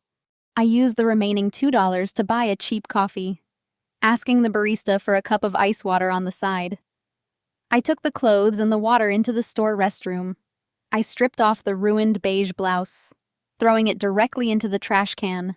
I used the ice water and paper towels to scrub the exhaustion and grime from my face. I pulled my hair back into a tight, severe bun at the nape of my neck, mimicking the rigid, aggressive styling Naomi favored. I slipped into the black slacks and buttoned the sharp black blazer. I stared at the mirror. The grieving, terrified widow was entirely gone. The woman looking back at me was cold, calculating, and ready for war. I stepped back out onto the street. The heavy Seattle rain had subsided into a pervasive, chilling drizzle. The gray afternoon sky mirrored the grim reality of the day. Harrison was dead. Murdered by the people he had raised and trusted. My heart ached with a profound, hollow sorrow, but I forcefully pushed the grief down into a locked box in the back of my mind. I would mourn my husband tomorrow. Today, I had to be his executioner. I walked another 2 blocks to a busy transit center and boarded a public bus heading toward the downtown financial district. The ride was a slow, agonizing crawl through rush-hour traffic. I kept my hand resting firmly on my leather bag, feeling the solid weight of the laptop pressing against my leg. At exactly 5:45 in the evening, the bus pulled to a stop 2 blocks away from the Four Seasons Hotel. I stepped off onto the wet pavement, pulling my blazer tightly around myself against the biting wind. The towering glass facade of the hotel loomed ahead, glowing with warm golden light against the darkening city skyline. I walked toward the grand entrance, my posture impeccably straight. My heels clicked a steady, rhythmic cadence against the concrete. I approached the heavy brass doors of the hotel lobby. I was walking directly into the lion den, completely unarmed, except for a laptop and a brilliant piece of code. I took one final steadying breath and pushed the doors open. The sudden warmth of the Four Seasons lobby washed over me, a sharp contrast to the freezing Seattle rain.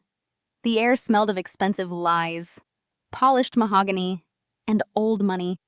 The concierge staff murmured in hushed, respectful tones, expertly directing a steady stream of the city corporate elite toward the grand ballroom on the second floor. I blended into the periphery of the crowd, keeping my head perfectly high and my leather bag firmly pressed against my ribs as I ascended the sweeping marble staircase. The low hum of somber networking grew progressively louder. This was not a genuine memorial service for a beloved father and husband. I knew these people. I knew this world. This was a high-stakes corporate transition of power, expertly wrapped in black velvet and fake tears. I stepped through the heavy double mahogany doors and into the grand ballroom. The space was breathtakingly opulent, designed specifically to project wealth and stability. Massive crystal chandeliers cast a warm golden glow over hundreds of invited guests. Tasteful, extravagant floral arrangements flanked a massive portrait of Harrison that stood at the center of the stage. In the photograph, he looked handsome, commanding, and fiercely alive. A sudden, violent pang of genuine grief hit my chest, threatening to shatter my carefully constructed armor. I dug my fingernails into my palms, ruthlessly locking the pain away. I could not afford to be a widow right now. I had to be a forensic auditor walking into a crime scene. I scanned the expansive room. It did not take long to locate my targets. Jackson and Naomi were positioned perfectly near the front of the ballroom, holding court like corporate royalty. They were putting on an absolute masterclass in manipulation and public relations. Jackson wore a bespoke black morning suit holding a crystal tumbler of scotch.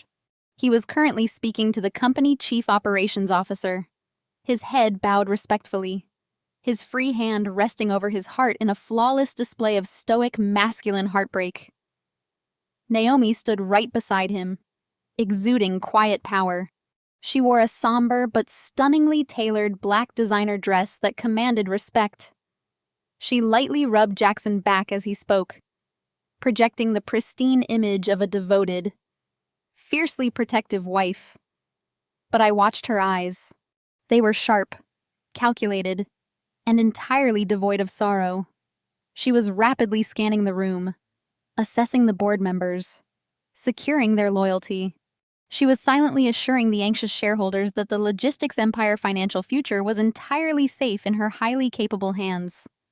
Then someone near the entrance noticed me. The shift in the room atmosphere was palpable and immediate. The polite, low murmur of corporate conversation dropped a full octave, replaced by a tense, electric silence. Heads turned, eyes narrowed. Whispers erupted like small brush fires across the ballroom. Jackson's social media broadcast from that morning had clearly reached every single person in this room. They had all watched his tearful, fabricated video accusing me of attempting to steal $50 million from a dying man. A physical path literally cleared in front of me as I walked further into the ballroom.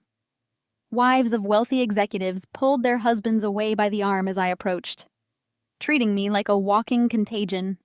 People I had graciously hosted for dinner at the Beacon Hill estate just weeks ago actively turned their backs, entirely refusing to make eye contact. I was a pariah, in their eyes. I was the manipulative, gold-digging murderer who had been caught red-handed trying to gut Harrison Estate. I spotted an older man standing near the catering tables. It was a board member who had always praised my business acumen during company galas. I gave him a small, polite nod, seeking just one familiar face of basic human decency. The executive glared at me with absolute, undisguised revulsion. He turned on his heel, purposefully, turning his back on me and walked straight over to join Jackson Inner Circle. The message was loud and undeniably clear. The board had already chosen their side. I was completely excommunicated. Jackson noticed the sudden commotion rippling through the crowd. He looked across the sea of expensive black suits and locked eyes with me. His gaze was entirely devoid of grief, replaced by a sickening, arrogant triumph. He gave me a microscopic, mocking smirk, raising his scotch glass a fraction of an inch in a silent, sarcastic toast. He was gloating. He was reeing in my absolute public destruction. Naomi did not even bother to look at me. She simply checked her diamond-encrusted watch, subtly signaling that our scheduled deadline was rapidly approaching. They were deliberately letting the crowd isolate and humiliate me, softening me up for the final slaughter. They wanted me feeling small, hated, and utterly desperate to comply with their demands. They wanted me to walk into that private VIP room, completely broken, eager to sign away my rights just to escape the crushing weight of public judgment. The isolation was supposed to crush me. Naomi had engineered this exact scenario, ensuring that every board member, every shareholder, and every family friend viewed me as a toxic pariah before the critical meeting even began. She wanted me starved of allies. She wanted me to feel the crushing weight of the establishment aligned against me, so that when the moment came to sign the non-disclosure agreement, I would surrender without a single word of protest. I walked toward the back of the ballroom, finding a quiet, shadowed corner near the hallway that led to the executive suite. I stood alone, gripping the strap of my leather bag, feeling the solid weight of the laptop resting securely against my hip. Let them stare. Let them whisper their vicious, fabricated rumors. Their contempt meant absolutely nothing to me. In less than 20 minutes, the entire hierarchy of this room was going to burn to the ground. Exactly at 6, a burly security guard in a dark suit approached my shadowed corner. He gestured sharply toward the discreet hallway located just behind the main stage. The time had come. I tightened my grip on the leather bag and followed him away from the glaring lights of the ballroom. The heavy ambient noise of the crowd faded instantly as the guard pushed open a thick mahogany door, ushering me into the executive VIP boardroom. The atmosphere inside the room was suffocatingly tense, heavy with the silent judgment of the corporate elite who had gathered to witness my execution. A massive polished oak conference table dominated the space, surrounded by high-backed leather chairs. The air was thick with the scent of expensive cologne and open hostility. At the far end of the table sat Chairman Thompson, a man who had feasted at my dining table for years, but now refused to even acknowledge my presence. Flanking him were 5 other senior board members of the logistics empire. Their faces were set in identical masks of stone-cold judgment. Bradley, the probate shark, sat adjacent to the chairman. He was meticulously arranging a terrifyingly thick stack of legal documents. Jackson and Naomi stood near the floor-to-ceiling windows overlooking the rain-slicked city. Naomi looked utterly radiant in her victory. She uncrossed her arms and walked slowly toward the head of the table, pulling out a chair with a deliberate, commanding scrape against the hardwood floor. "Take a seat, Lauren," Naomi instructed, gesturing to a solitary chair positioned at the opposite end of the long table. It was an interrogation setup designed perfectly to make me feel small, isolated, and entirely overpowered by the corporate machinery arrayed against me. I walked forward, my heels sinking into the plush carpet, and took the seat. I kept my head slightly bowed, maintaining the illusion of a broken, defeated woman. I placed my leather bag on the floor next to my ankle and rested my hands on my lap. I forced them to tremble just a fraction. "Let us dispense with the pleasantries." Chairman Thompson began, his voice growly and devoid of any warmth. "The board has been fully briefed on the situation by our chief financial officer. We are aware of your unauthorized attempt to wire $50 million of corporate capital to a hidden offshore account while our founder was drawing his final breaths. The sheer audacity of your actions has put this entire company at risk." I looked up, letting a manufactured look of panic wash over my face. I was just following his instructions. I pleaded, my voice cracking perfectly. "Harrison told me to move it. He said he needed to protect the funds." Jackson let out a harsh, echoing laugh that bounced off the mahogany-paneled walls. "Protect the funds from whom?" "Lauren. The people actually running his company. You manipulated a dying man whose brain was literally bleeding out. You are lucky we are allowing you to walk out of this hotel rather than having you escorted out in handcuffs by the local police." Bradley tapped his expensive fountain pen against the stack of papers. "The narrative is irrelevant right now. What matters is the strict execution of this settlement. Mrs. Lauren, I have prepared the final non-disclosure agreements and the complete waiver of your inheritance rights. By signing these documents, you legally forfeit any and all claims to the estate, the Beacon Hill property, and any liquid assets connected to the logistics firm. In exchange, the board agrees to withhold the criminal fraud charges and release a $1 million cashier check to you immediately." He slid the massive stack of papers down the length of the polished table. They stopped right in front of me. The blank signature line glared up at me. Naomi leaned forward, resting her elbows on the table. Her dark eyes bored into me, stripping away any remaining pretense of civility. "The papers are secondary. Lauren, the priority is the wire transfer. You will open your laptop right now. You will log into the secure corporate portal using the localized network we have provided. You will cancel the pending $50 million transaction, routing the funds directly back to the master corporate ledger where they belong. Only after that money is confirmed secure will you receive your settlement check." I looked at the board members. None of them flinched at Naomi dictating terms like a mob boss.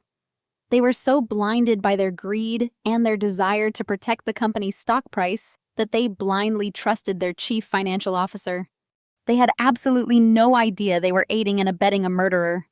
"What if I just walk away?" I whimpered, shrinking back into my chair. "What if I just leave the money alone and let the probate court handle it?" Naomi stood up, placing her hands flat on the oak table. "If you walk out that door without canceling the transfer, I will authorize Bradley to file the amended toxicology reports. I will personally hand the police the forged statements from the household staff claiming you abused Harrison. You will not make it past the hotel lobby before they arrest you for murder. You have zero leverage.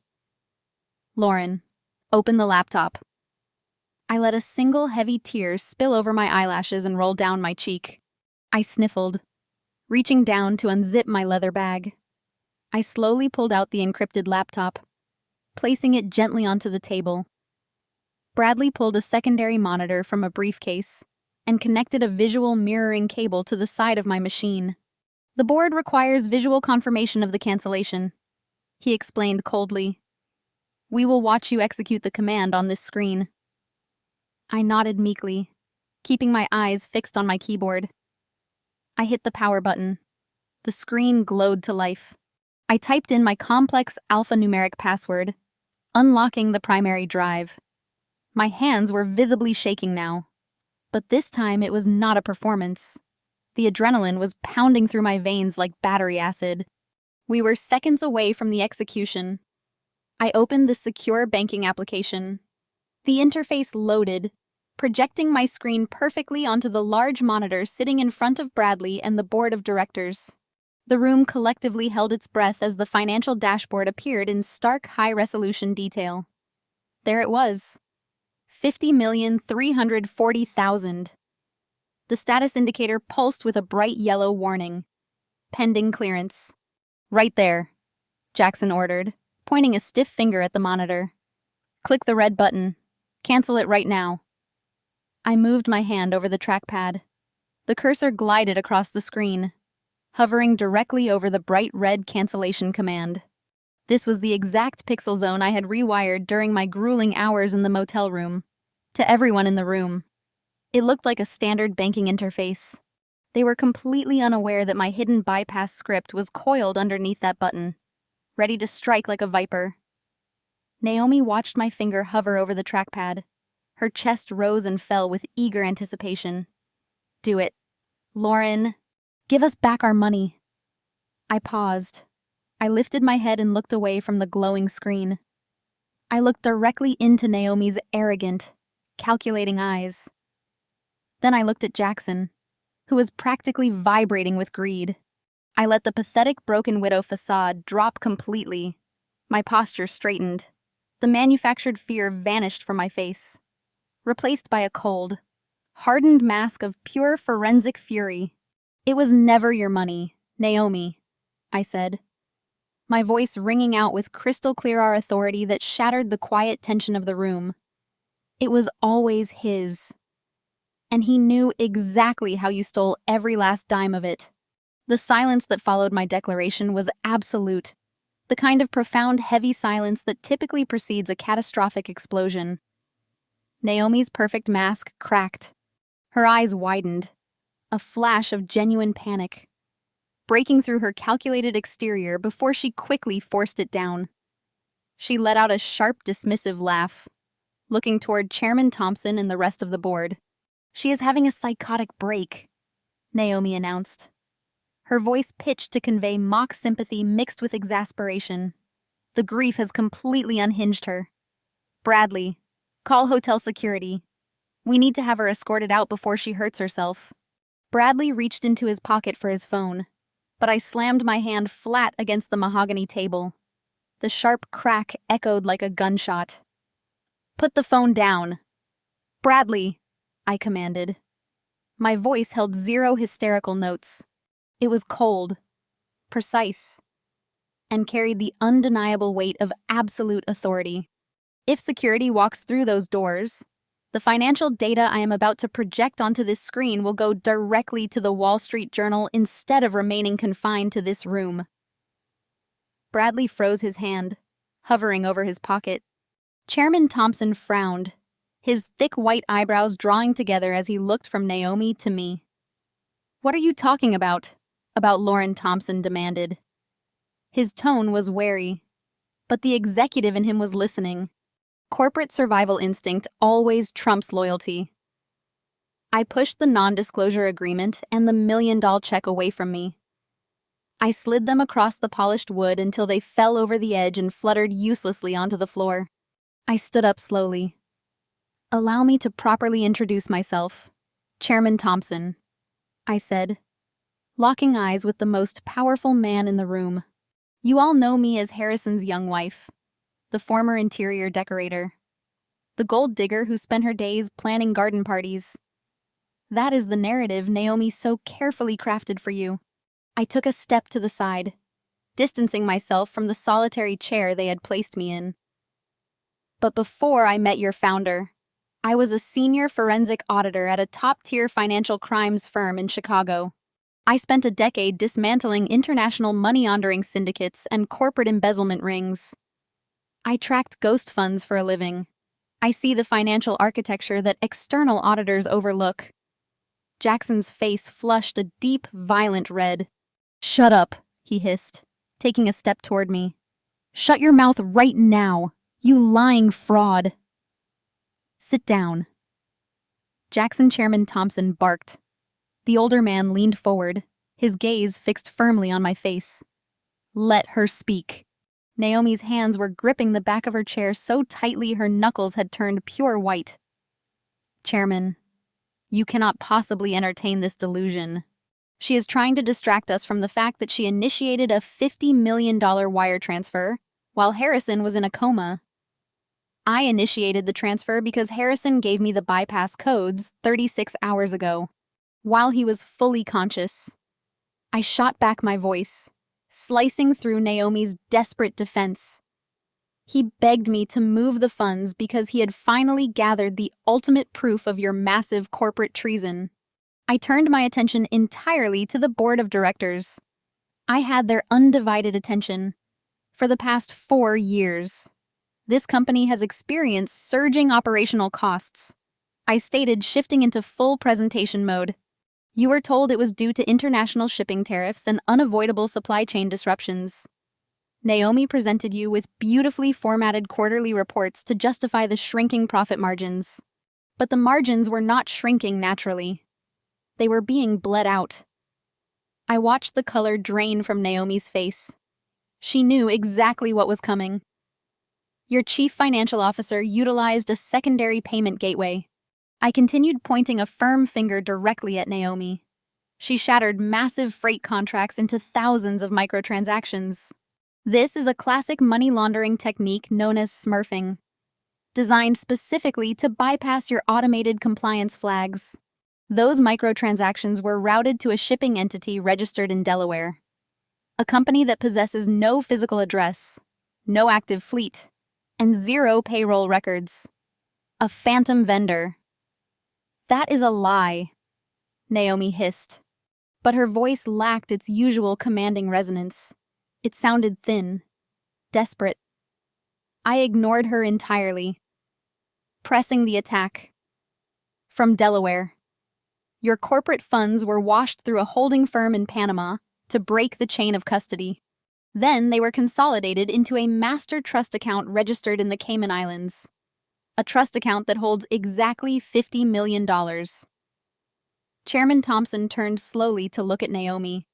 The other board members shifted uncomfortably, exchanging deeply alarmed glances. The level of detail I was providing was far too specific to be the ramblings of a grieving, delusional widow. Harrison found the discrepancy during his stroke recovery last year, I explained, keeping the narrative flowing with relentless momentum. He had time to review the raw, unfiltered data away from Naomi's curated presentations. He realized his own son and daughter-in-law were gutting his life's work. So he used his executive override authority to quietly pull the stolen funds out of the Cayman Trust. He trapped the blood money in a hidden domestic account, the Alpha Fund gathering it as the ultimate physical evidence of their massive wire fraud. Jackson looked like he was about to physically implode. His hands opened and closed into tight fists. She is insane. She hacked the network. She created these fake numbers to cover her own tracks. I challenged, my eyes boring into him. Then explain how I possess the digital incorporation documents for the Cayman Trust. Explain how your digital signature and Naomi's digital signature are listed as the sole beneficiaries of the stolen $50 million. A collective gasp rippled through the board members. Bradley, the probate lawyer, suddenly took 2 very deliberate steps away from Jackson and Naomi, physically distancing himself from his own clients. His legal survival instincts had just kicked into high gear. Naomi lunged across the table. Her polished demeanor completely evaporated, replaced by raw, frantic terror. She reached for the laptop resting in front of me, desperate to slam the lid shut and sever the connection to the monitor. Do not touch that machine, Naomi, I warned, my voice dropping to a lethal, icy whisper. She froze her hand, hovering just inches from the keyboard. I know how you operate, I said, staring her down. I built a secondary trigger mechanism into this terminal. If you attempt to close that lid, or if anyone enters an incorrect master password, the system will immediately lock the screen. It will instantly wipe the local hard drive to protect my forensic data, and it will silently push the background routing command straight through the server. You make one sudden move, and you lose all control of this situation. Naomi slowly pulled her hand back. She was breathing heavily, her chest heaving as she stared at me with pure, unadulterated hatred. She finally realized the depth of her miscalculation. She had brought a knife to a gunfight, completely unaware that I was holding the nuclear launch codes. "You have the attention of the board," Lauren Chairman Thompson said. His voice was grim, devoid of any previous skepticism. "You made severe allegations. Now show us the proof." I placed my hand back onto the laptop trackpad. The time for talking was over. It was time to show them the bodies buried beneath the floorboards. I tapped a highly specific sequence of keys and expertly executed the primary display command. The massive flat-screen monitor mounted at the head of the mahogany table flickered. The false banking interface vanished entirely, replaced by a stark, high-contrast digital map. It was a sprawling, interconnected web of data points glowing with raw financial truth. I stood up and moved toward the screen, abandoning my position at the far end of the table. I commanded the room now. "Let us begin with the third quarter of last year," I stated, pointing to a cluster of red data nodes on the left side of the screen. "Our international freight division secured a massive logistics contract with European distributors. According to the internal ledgers presented by your chief financial officer, the operational costs for that specific quarter skyrocketed by 12%. Naomi blamed unexpected port tariffs and fuel surcharges. But if we pull the actual vendor invoices, the truth emerges." I clicked my wireless mouse. A series of scanned documents populated the monitor. You will notice thousands of micro-invoices billed to an entity named Apex Horizon Freight. These invoices average just under $10,000 each. By keeping the individual amounts low, Naomi ensured they bypassed the automated secondary review protocols required for large vendor payouts. She authorized every single one of these payments using her executive administrative credentials. I highlighted a specific string of code at the bottom of the invoices. That is her digital authorization signature. Undeniable and time-stamped. Chairman Thompson leaned forward, his eyes narrowing as he scrutinized the screen. Where did this money actually go? I clicked the mouse again. The red nodes on the map animated, drawing a bright line straight from the corporate accounts to a single destination. It went to Delaware. I explained. Apex Horizon Freight is a shell company. It has no trucks, no warehouses, and no employees. It is a paper ghost, but the money did not stay there. Naomi utilized a classic layering technique to obscure the trail. Another click.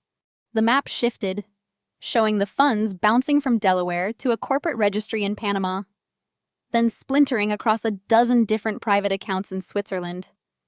She fractured the capital to confuse any potential external audit. I continued, my voice steady and unrelenting. But money leaves a gravitational pull. If you follow the mass, it always consolidates. I executed the final mapping command. The scattered data points on the screen converged, forming a single massive golden node located in the Caribbean. The money pulled into a master trust account registered in the Cayman Islands. I announced a fortress designed to hide illicit wealth from federal regulators. Finding the trust is difficult, but proving ownership is usually impossible because they use proxy directors. Fortunately for us, I do not rely on public records. I rely on encrypted back-end data. I brought up the deeply buried incorporation documents I had extracted from the offshore servers. The text was dense with legal jargon, but the crucial information was highlighted in bright, undeniable yellow. "Look at the beneficiary listings," I instructed the board. The entire boardroom erupted into immediate shocked gasps from every single seated executive. They're displayed in massive font for the entire corporate hierarchy to see were the digital signatures and verified identities of the sole beneficiaries of the $50 million Cayman Trust. "Jackson and Naomi," you miserable thief, an older board member shouted, slamming his fist onto the table as he glared at Naomi. "We trusted you with the entire financial foundation of this company. It is fabricated, Naomi shrieked, her pristine composure completely shattered. Her voice was shrill, desperate. She hacked the network and planted those documents to frame us. She is a forensic accountant.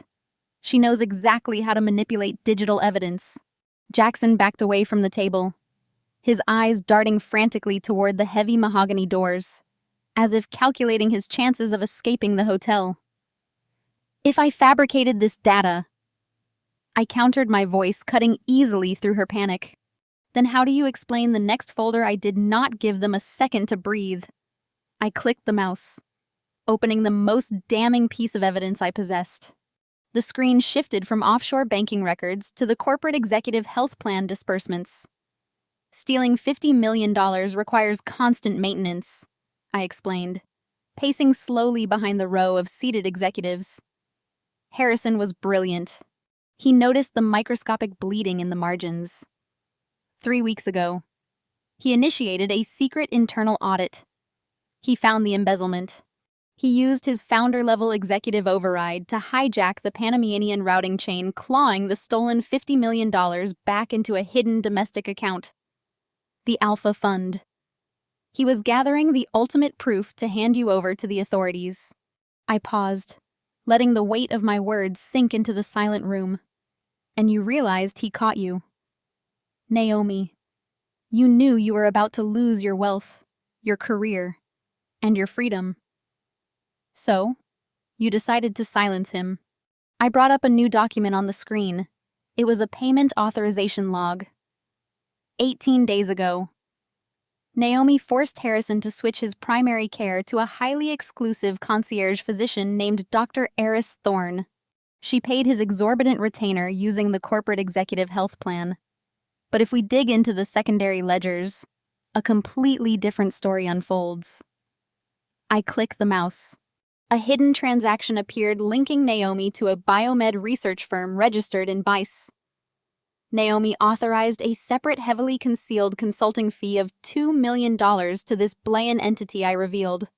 The primary shareholder of that firm is a holding company controlled directly by Dr. Thorne. Chairman Thompson stood up, his face pale with horror.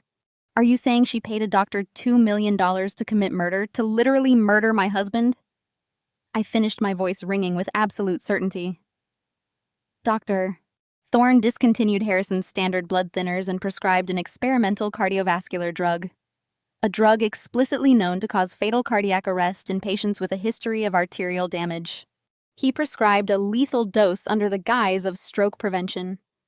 Naomi paid an assassin to trigger a fatal heart attack before Harrison could expose her fraud. The boardroom erupted into absolute chaos. Executives shouted over one another, their voices thick with outrage and disbelief. Bradley, the probate lawyer, was frantically stuffing his legal documents back into his briefcase, desperate to flee the room and sever all ties with his clients. Jackson grabbed Naomi tightly by the arm, his face completely twisted in sheer terror. We need to leave this hotel building right now. Naomi ripped her arm away from his grasp. She lunged forward, her eyes wild with a cornered, feral desperation. She stared at the laptop resting on the table, realizing that the only way to save herself was to destroy the machine broadcasting her crimes. Shut it all down, Naomi screamed, launching her body across the polished oak table toward my computer. The absolute final act of the dark play had arrived. I did not flinch. I did not retreat. I stood perfectly still and prepared to deliver the killing blow. Jackson snapped out of his paralyzed state. He threw himself forward, sweeping a crystal pitcher off the table as he scrambled to reach the keyboard. He wanted to shatter the glass and sever the connection to the monitor displaying their ruin. I moved faster. My hand darted out my index finger, finding the enter key. I pressed it down with every ounce of strength I possessed. A sharp, authoritative chime echoed from the laptop speakers. Jackson slammed into the edge of the table, his grasping hands missing the computer by inches, staring wildly at the massive screen. She was expecting the terminal to go completely black, hoping for a cancellation confirmation. Instead, The interface completely transformed. The fake banking overlay dissolved into green pixels. The true back-end routing script flooded the monitor. A progress bar appeared glowing with intense finality. Transaction authorized. The computerized voice announced the automated audio, filling the dead silence of the VIP suite. Naomi scrambled backward, her eyes wide with frantic confusion. "What did you do?" she shrieked, her voice cracking under the strain. "You transferred it to yourself. You stole it." "Bradley, call the police right now. She just stole $50 million. Bradley did not move a single muscle. The probate lawyer was pressed flat against the back wall, his hands raised slightly in the air, trying to become completely invisible to avoid any legal association with the unfolding disaster. "Look at the routing destination." "Naomi," I commanded, stepping away from the table and crossing my arms tightly over my black blazer. "Look exactly where your stolen fortune just went." Chairman Thompson and the rest of the board members craned their necks to read the massive text scrolling across the monitor. The progress bar hit 100%. A bold green confirmation box locked into the center of the screen for everyone to see. Funds transferred. Amount is $50,340,000. Destination is the United States Department of Justice. Division is Corporate Fraud Task Force. Account type is Active Escrow Evidence Vault. Naomi stopped breathing. Her perfectly structured world shattered into a million irreparable pieces in real time. Jackson stumbled backward, his face completely drained of all color. He looked from the screen to his wife, his mouth opening and closing in silent horror. "No!" He gasped, his voice a pathetic, ready whisper. "No. Do not send it. It is already gone." "Jackson," I stated, my voice echoing with icy triumph. "I did not steal a single penny. I surrendered it. I took the entire $50 million you murdered Harrison to protect, and I handed it directly to the federal government as the primary physical exhibit in a massive corporate homicide investigation." "You insane, vindictive gold digger!" Naomi screamed. She lunged at me, her hands curling into vicious claws, desperate to inflict physical pain now that her financial empire was completely eradicated, before she could cross the plush carpet. The heavy mahogany doors of the VIP suite exploded open. The violent impact shook the entire room. A highly coordinated team of federal agents flooded into the space. They moved with terrifying tactical precision. Their dark windbreakers emblazed with bold yellow FBI letters across the back. The sheer physical presence of the strike team instantly neutralized any remaining threat in the room. "Federal agents, nobody move," a booming voice commanded, halting Naomi in her tracks.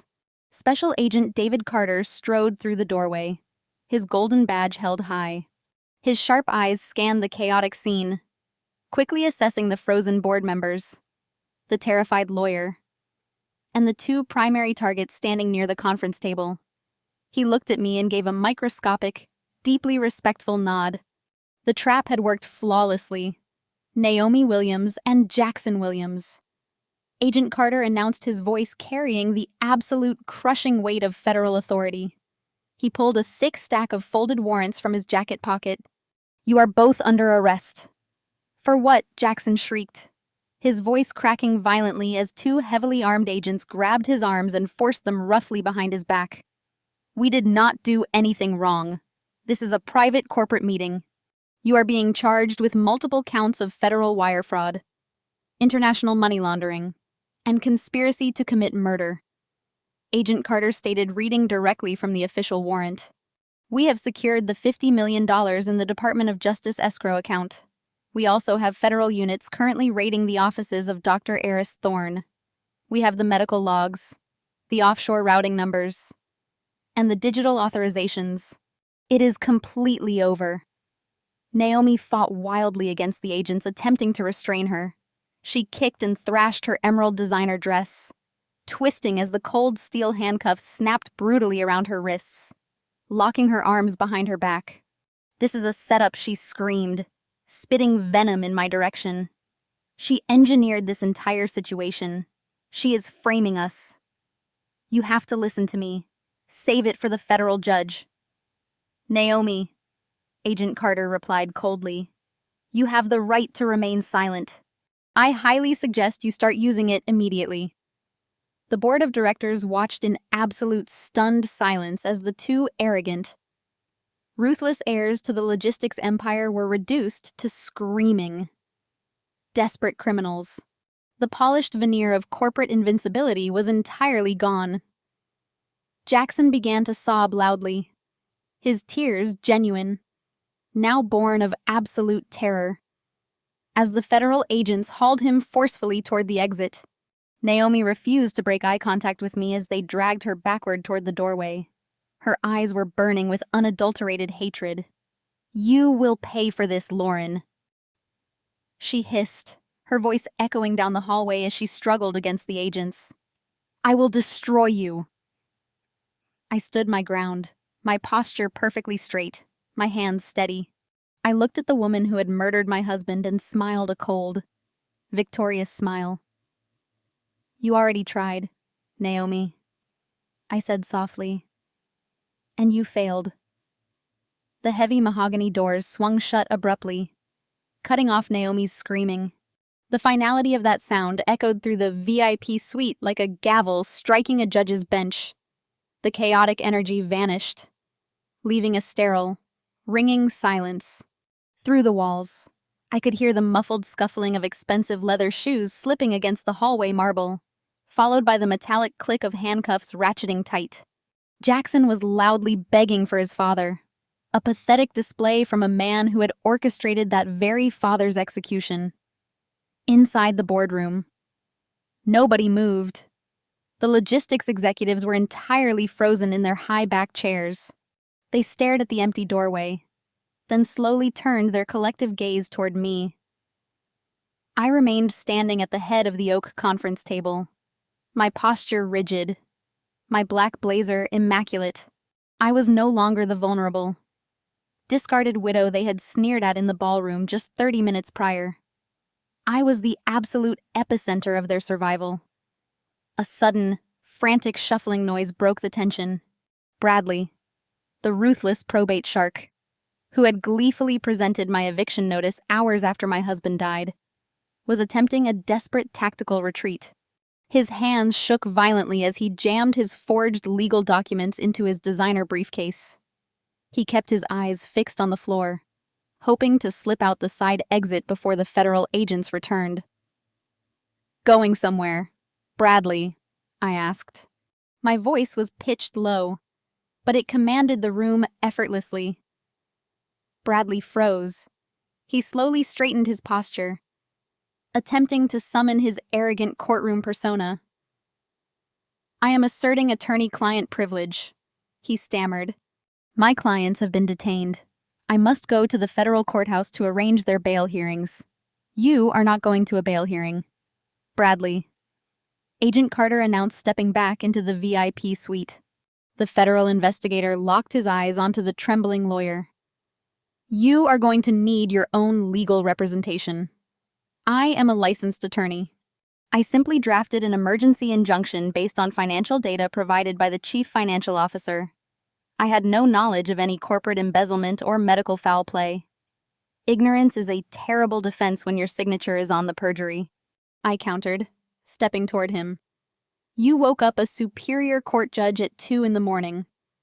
You filed a sworn affidavit claiming I posed an immediate flight risk.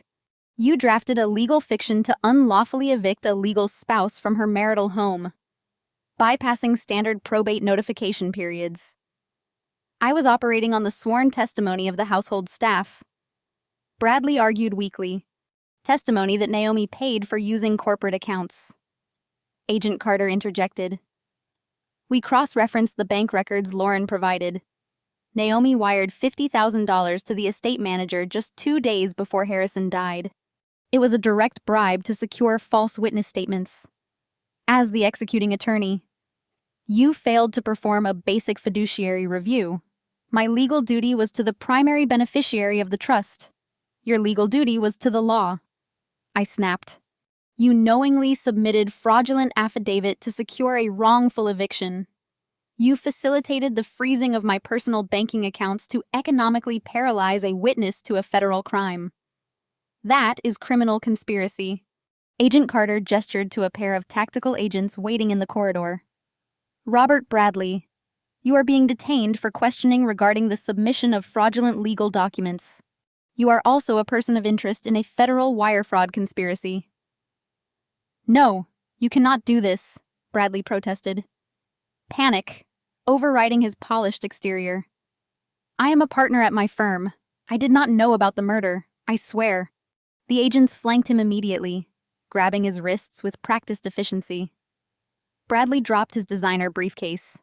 The brass clasp popped open upon hitting the carpet, spilling the fraudulent non-disclosure agreements and the $1 million hush money check across the floor. The sound of a third pair of steel handcuffs clicking shut echoed through the VIP suite. You are going to lose your law license by tomorrow morning. Bradley, I stated coldly as the agents marched him toward the door. And you are going to spend the next decade trying to plea bargain your way out of a federal conspiracy charge. As Bradley was hauled away, I turned my attention back to the conference table. The board of directors looked absolutely terrified. The power dynamics of the logistics empire had been violently reset in less than 10 minutes. Chairman Thompson slowly stood up, smoothing his tie. He looked at the projected screen, which still displayed the Department of Justice escrow confirmation, and then looked directly at me.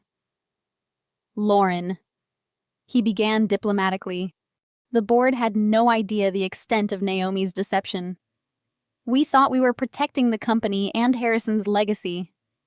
We sincerely apologize for any distress we caused you tonight. We are fully prepared to reinstate your access to the estate and assist you in claiming your rightful inheritance. I stared at the chairman. This was the exact same man who had purposefully turned his back on me in the ballroom 30 minutes ago. He allowed Naomi to treat me like a criminal. His sudden apology was motivated entirely by the terrifying realization that I held the digital evidence that could easily implicate the entire executive board in massive corporate negligence. They had failed their fiduciary duties, allowing $50 million to bleed out under their noses. Your apologies mean absolutely nothing to me, Chairman, I replied, my voice slicing through his pathetic attempt at diplomacy. You did not protect Harrison's legacy. You protected your stock options. You blindly trusted a murderer because she kept your quarterly dividends high. And you threw me to the wolves because it was the most convenient solution to your public relations problem. Thompson swallowed hard, flushing with unmistakable shame. The other executives kept their eyes glued to the polished oak table. Agent Carter stepped up beside me. The Department of Justice will be conducting a full, unredacted audit of this entire corporation starting tomorrow morning, Carter announced to the room. Every financial decision made by this board over the past 4 years will be scrutinized by federal investigators.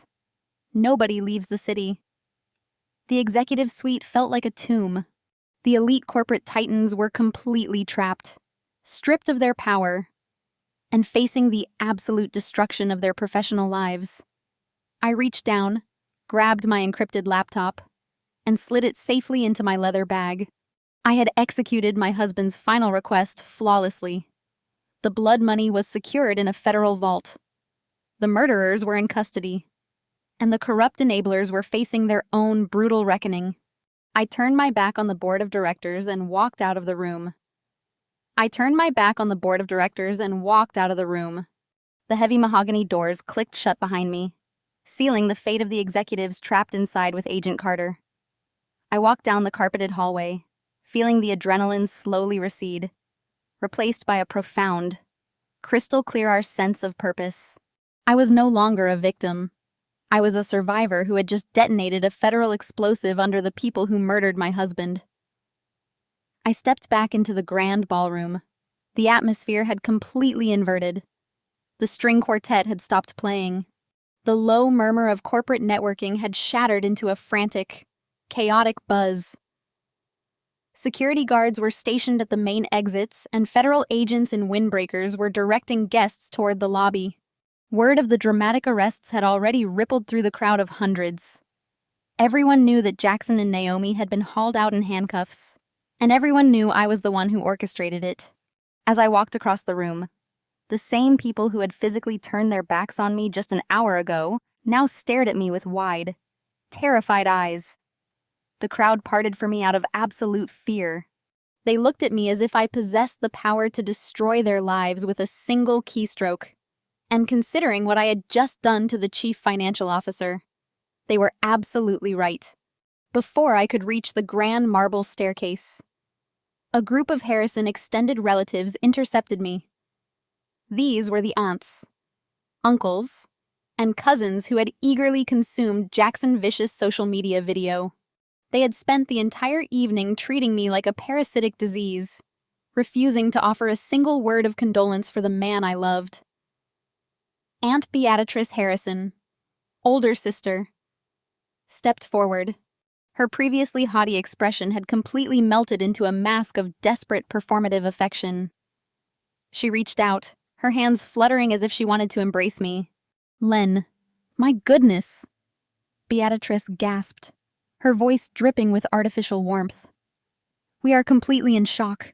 We had absolutely no idea what Jackson and Naomi were doing behind our backs. It is simply horrifying.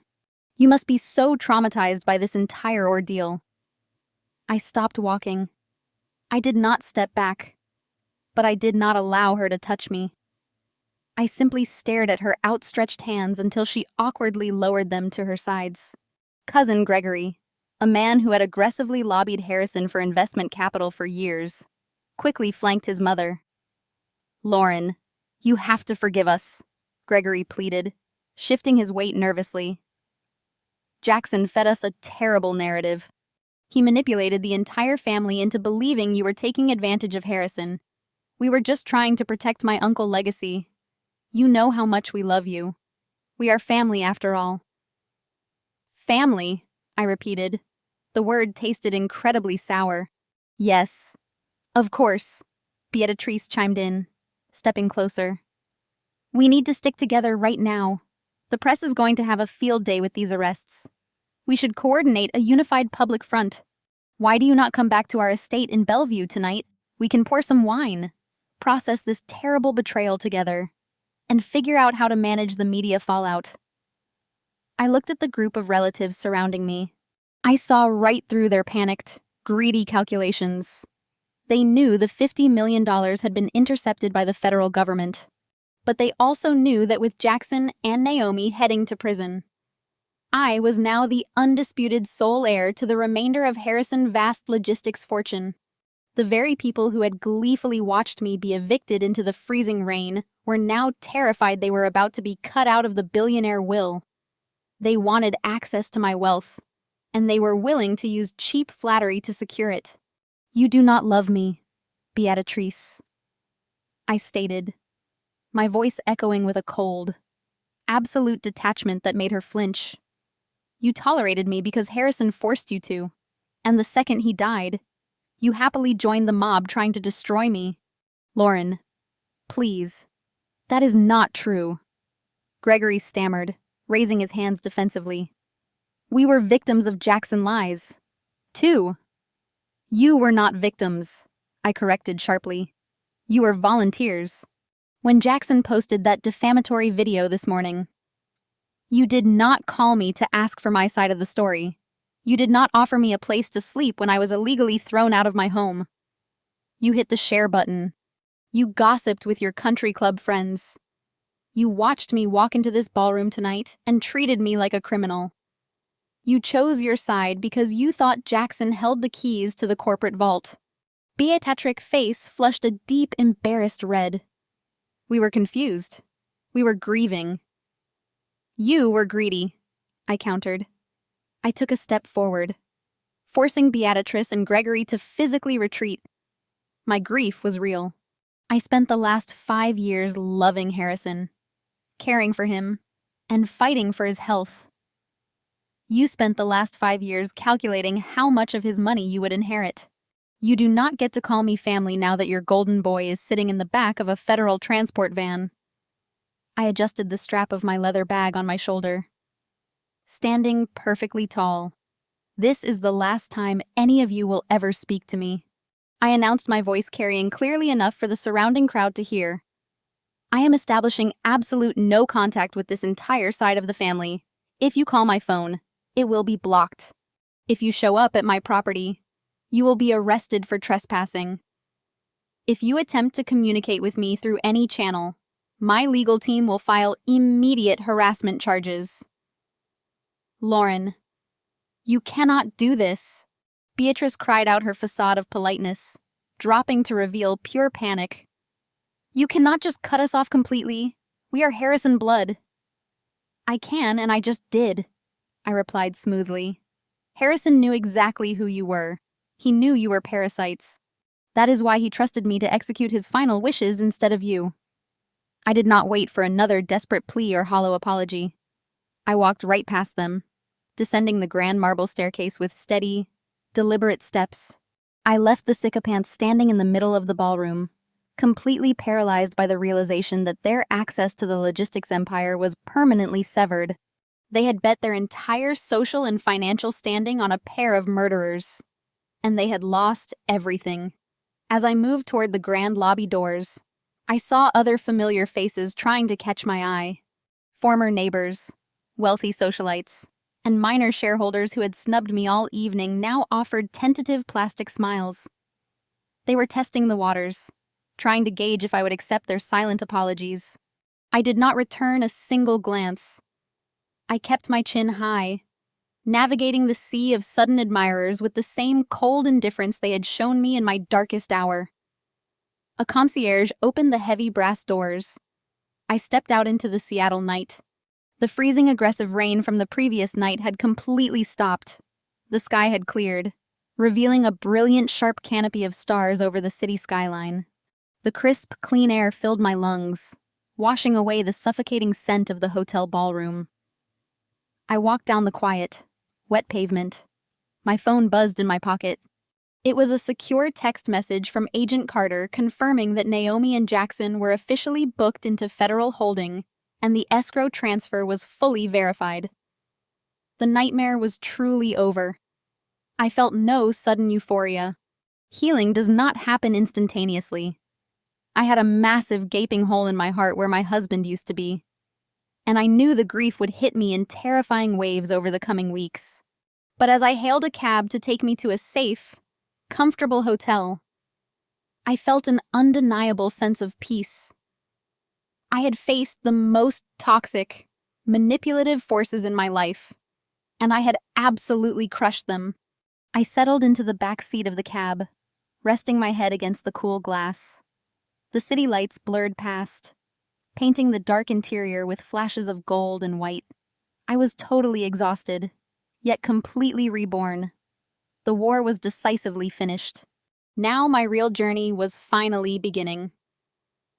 The morning after the hotel confrontation broke across national news networks. The spectacular downfall of the logistics empire heirs dominated the financial press. But while the media feasted on the scandalous arrests of Jackson and Naomi, my focus shifted entirely to a much quieter, far more methodical battlefield. I had to navigate the probate courts of Massachusetts to reclaim the clean, legitimate inheritance Harrison had actually intended for me. The emergency injunction Naomi had forged was still technically on the books, effectively locking me out of the Beacon Hill estate and my marital assets. I needed to legally dismantle it and wipe the public slate completely clean. I hired Eleanor Vance, a heavyweight probate litigator renowned for her absolute intolerance of corporate bullying. Unlike Bradley, Eleanor was a legal surgeon. We walked into the Suffolk County Courthouse exactly 3 weeks later. The air inside the courtroom felt heavy with procedural anticipation. The media was barred from entry, leaving only the dull echo of polished mahogany and the stern presence of Judge Harmon. This was the same Judge Bradley had woken up at 2 a.m. to sign the fraudulent eviction order. Judge Harmon was furious, utterly humiliated that his court had been weaponized to facilitate a federal conspiracy. Eleanor presented our case with terrifying precision.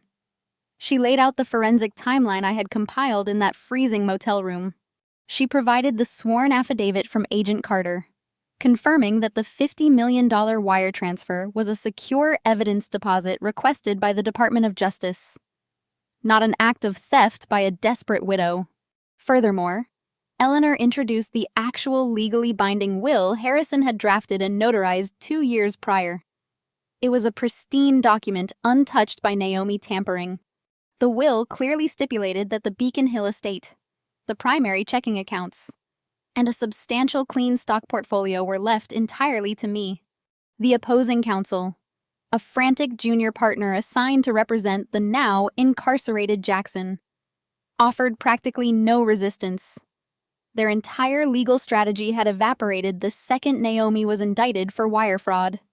They attempted a pathetic plea for a delayed settlement, arguing that the logistics company assets needed to be separated from the personal estate. Eleanor shut them down instantly, citing the ironclad prenuptial protections Harrison had put in place specifically to shield my assets from corporate liability. Judge Harmon did not hesitate. He struck down the ex parte injunction with extreme prejudice.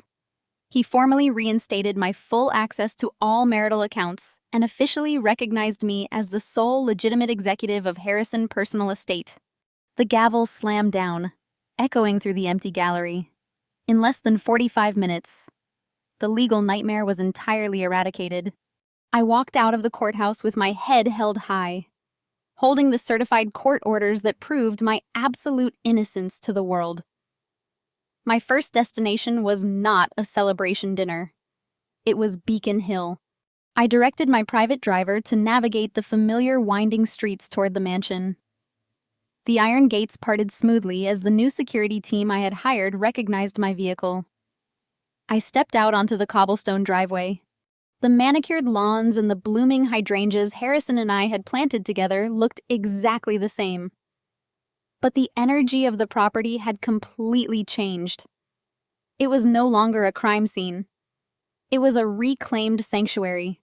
I unlocked the heavy wooden front door using a brand new set of brass keys.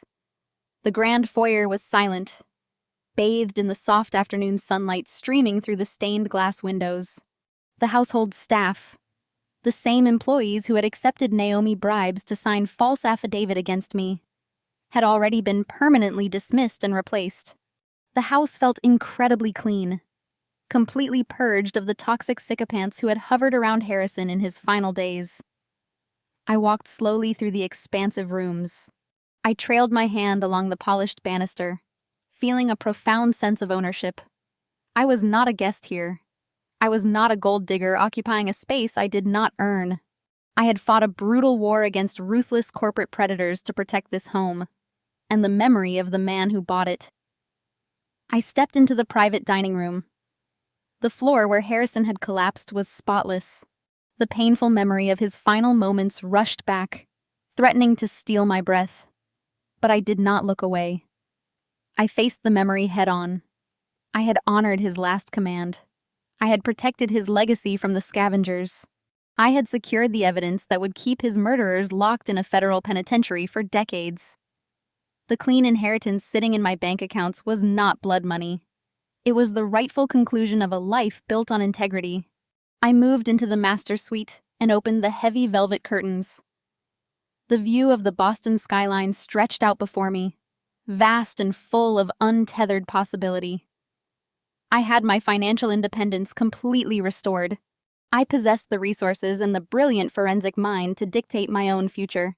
Jackson and Naomi were currently trading their tailored designer suits for standard-issue prison uniforms, while the sycophantic relatives who had shunned me were begging for relevance in a social circle that had entirely moved on without them. The public narrative had completely flipped. The very media outlets that had eagerly published Jackson defamatory video were now running extensive profiles on my background. They highlighted my past career as a top-tier forensic accountant, detailing how my unmatched financial expertise had single-handedly exposed a massive corporate homicide conspiracy. I was no longer perceived as the helpless, opportunistic widow. I was universally recognized as a lethal adversary who outsmarted a billion-dollar fraud ring. My reputation was absolutely bulletproof. I sat down at the mahogany desk in the corner of the room. I opened my personal laptop, the very machine that had executed the flawless digital trap. I logged into my newly restored banking portal. The accounts were active, secure, and overflowing with clean, undisputed capital. But looking at the staggering numbers, I knew my work was not entirely finished. Healing from this level of profound betrayal required more than just securing my own comfort. It required action. It required taking the immense power I now wielded and using it to ensure no one else would ever be crushed by the kind of predatory greed that had temporarily destroyed my life. I stared at the screen, my mind already outlining the framework for a new enterprise. The grief would always remain a quiet shadow in my heart, but the fire in my veins was burning brighter than ever. I was ready to build an empire of my own. The very next morning, I contacted Brenda Lawson and instructed her to draft the incorporation documents for a new nonprofit organization. I endowed the project with $10 million from my clean inheritance. I named it the Harrison Shield Foundation. Its mission was highly specific and aggressively executed. We provided elite forensic accountants, ruthless probate litigators, and dedicated private investigators to vulnerable elderly individuals, and targeted widows who were actively facing financial exploitation from predatory family members.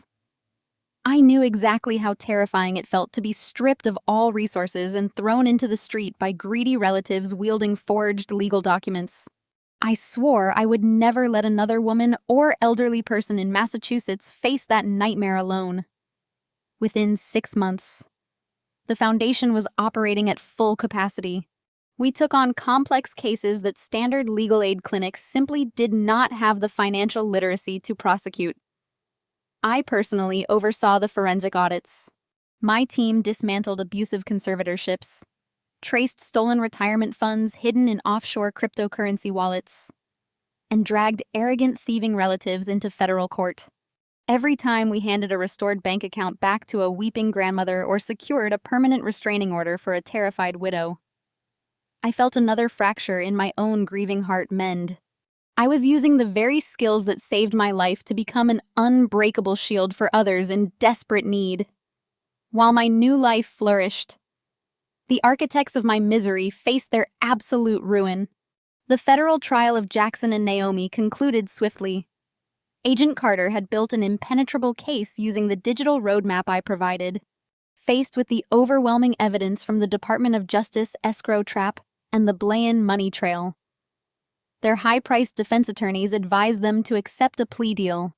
Naomi was sentenced to 25 years in federal prison for wire fraud and conspiracy to commit murder. Jackson received 20 years as a willing accomplice and co-conspirator. The logistics empire purged them from its history, completely rebranding under new leadership to survive the public relations nightmare. Bradley, the slick probate lawyer who had tried to intimidate me, was permanently disbarred and indicted for his role in the fraudulent eviction. As for the extended relatives who had shunned me in that grand hotel ballroom, they vanished into total obscurity. My strict no-contact order remained a flawless, impenetrable wall. Occasionally, I would see an email from Aunt Beatrice or Cousin Gregory trapped in my spam folder, begging for a meeting or a small loan to cover their mounting debts. I deleted them without reading past the subject lines. They had gambled their loyalty on toxic greed, and they were paying the ultimate price with total social and financial irrelevance. A year to the day after Harrison passed away, I drove to Mount Auburn Cemetery. The sharp, biting cold of that terrible Seattle night was a distant memory, replaced by the gentle warmth of a bright, clear Boston spring. The sprawling cemetery was quiet, filled with the soft rustle of ancient oak trees and the distant chirping of robins. I walked down the manicured stone path, my heels clicking softly against the pavement until I reached his resting place. The polished granite headstone gleamed beautifully in the afternoon sunlight. I knelt and placed a fresh bouquet of white hydrangeas at the base of the stone.